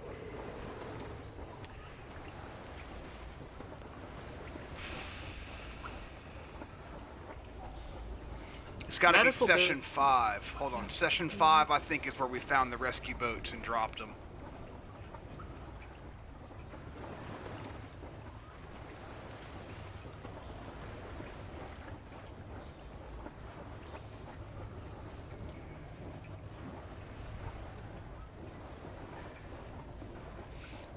You return to the second chance via the rescue boat. That's Act 1 of Session 5, so we got to go to Session 4. I was already on Session 4 and I didn't see it. Got to be at the end.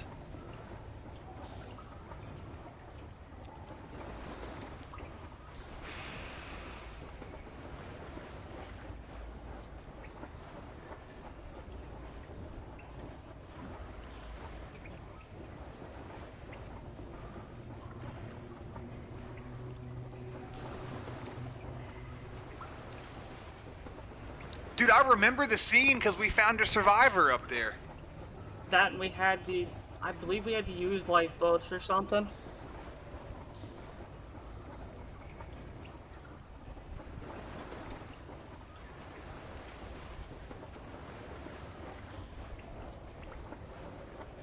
Uh-oh, I've lost track of the story. This is not good. Well, didn't we take the lifeboat?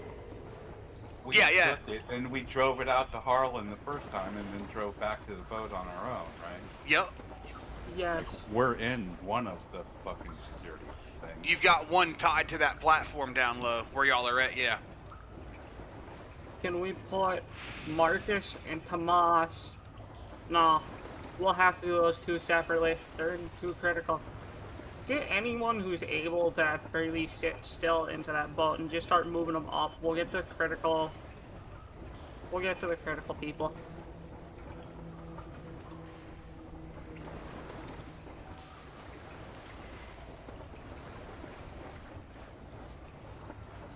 Yep. Alright, so now we're going to go back to session 5.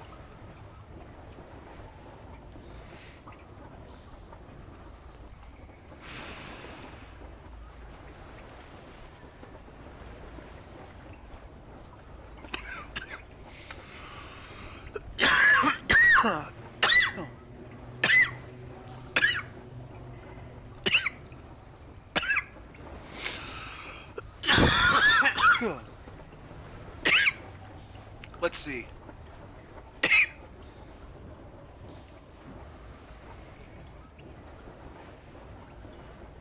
me go to this other scene so y'all get a better view of what I'm reading here.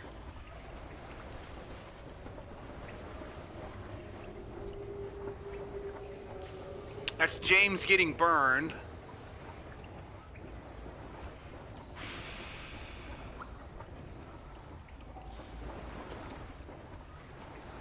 Rosa the housekeeping puppet.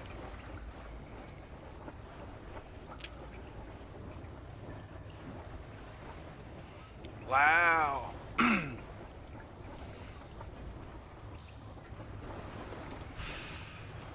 laundry room with the atomic wedgie. Yeah. That feels like forever ago. That's where they met Margaret, please help, and we ended the session. Dude, we've totally missed the scene somewhere because, look, I'll pull up session 4, and this is on stream here, where y'all can see it. Boarding the Celestial Majesty, this is the first time we board.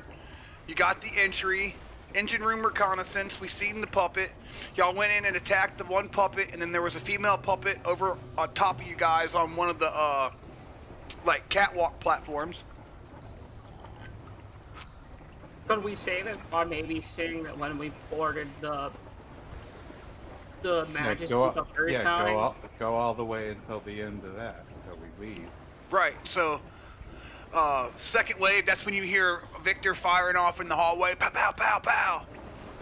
You have the fat sundress lady, the teenage boy, the workout woman, elderly bathrobe man. You guys want some popsicles? Remember that guy? And then the Hawaiian shirt guy. Then you kill those guys, thought it was over, and the female that you tied up pops up, and you had to kill her. Then you're in the aftermath. You stabilize Tomas, and then you hear the lady under the engine. That's where you meet Elena. Here's Elena. She doesn't know how many are left. She's seen maybe a dozen or so. Different ones at different times. You try the radio.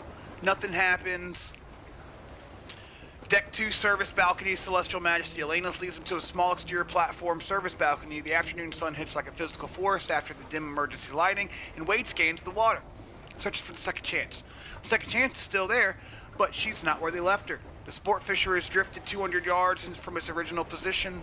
She's sitting in open water, halfway between the cruise ship and the other boats of the fleet. Figures on the deck, movement, but no one at the helm. The boat is drifting, not anchored. Victor can see 4 people, and people are waving. Then it gives me the summary.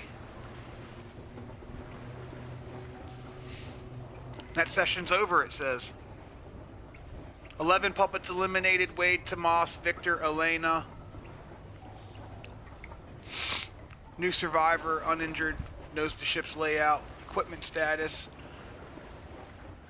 trauma kit. But I know we had it was a lady named Maria that was Filipino crying on the fucking same platform that I specifically remember she was Filipino, and I'm pretty sure her name was Maria, and she was crying on the same platform where the rescue boats were. Is that right? Yeah, either the rescue boats or where we did the gangway doors. One of those two. I remember what you're talking about, but I'm kind of twisted on which one it was at.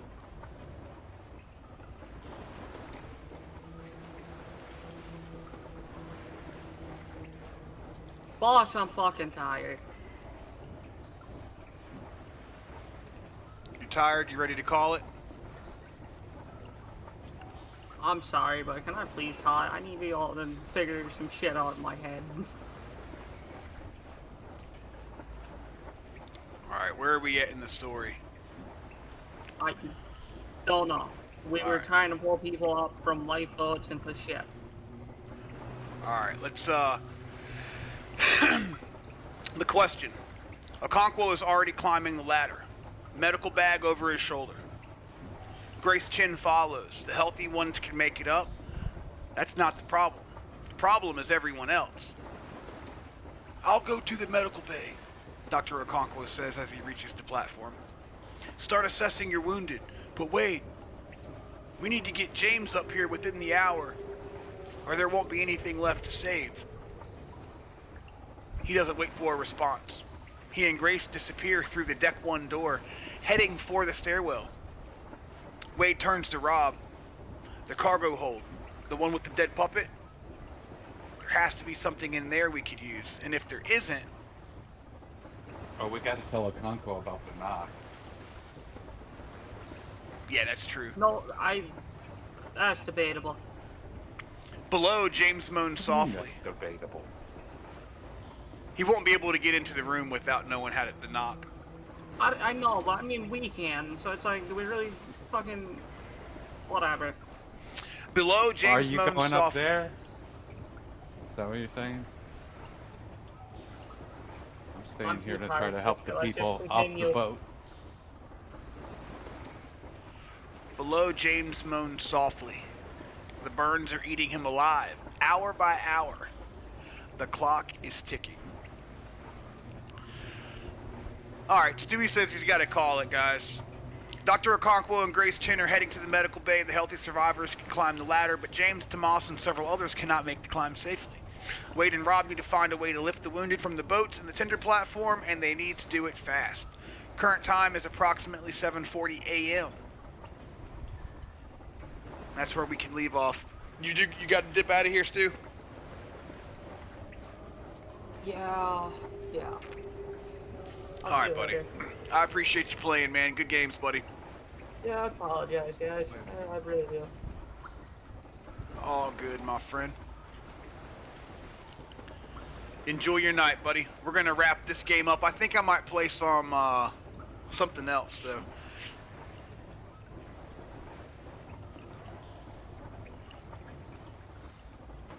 I was playing Marathon, dude, but I just don't like it.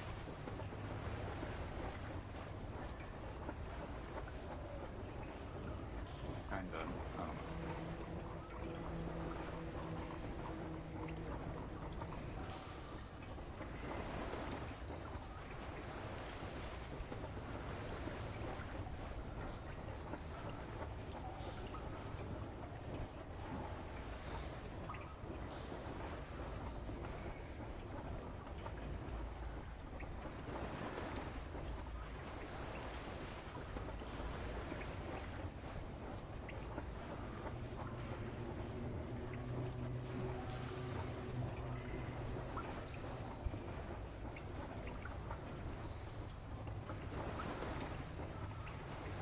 Let's see.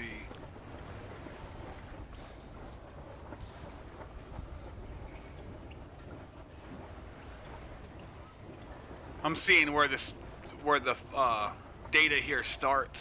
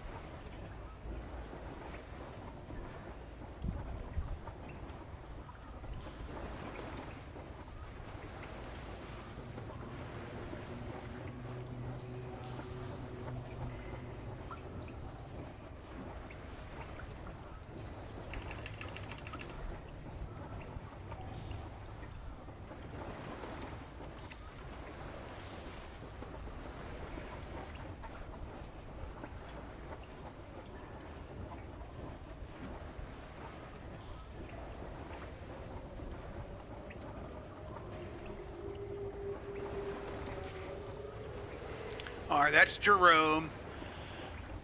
Ah,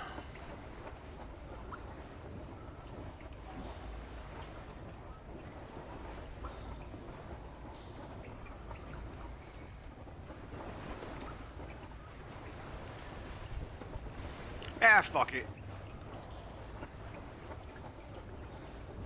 There's only 2 people in here anyway. I'm just gonna end stream. Stewie's gone. We'll call it there. And I'll do another stream some other time. Tomorrow or something. I'll hang out with you and work through this fucking shit. Cause I got a lot of bugs to work out on the storyline now, I feel like. Shit's starting to get away from me. Yeah. Chat, thanks for hanging out with me, guys. I'm gonna end stream.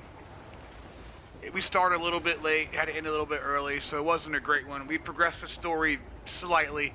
It wasn't enough for a full episode, but it'll be fun when we start the campaign next session. Love you guys. See you on the next one.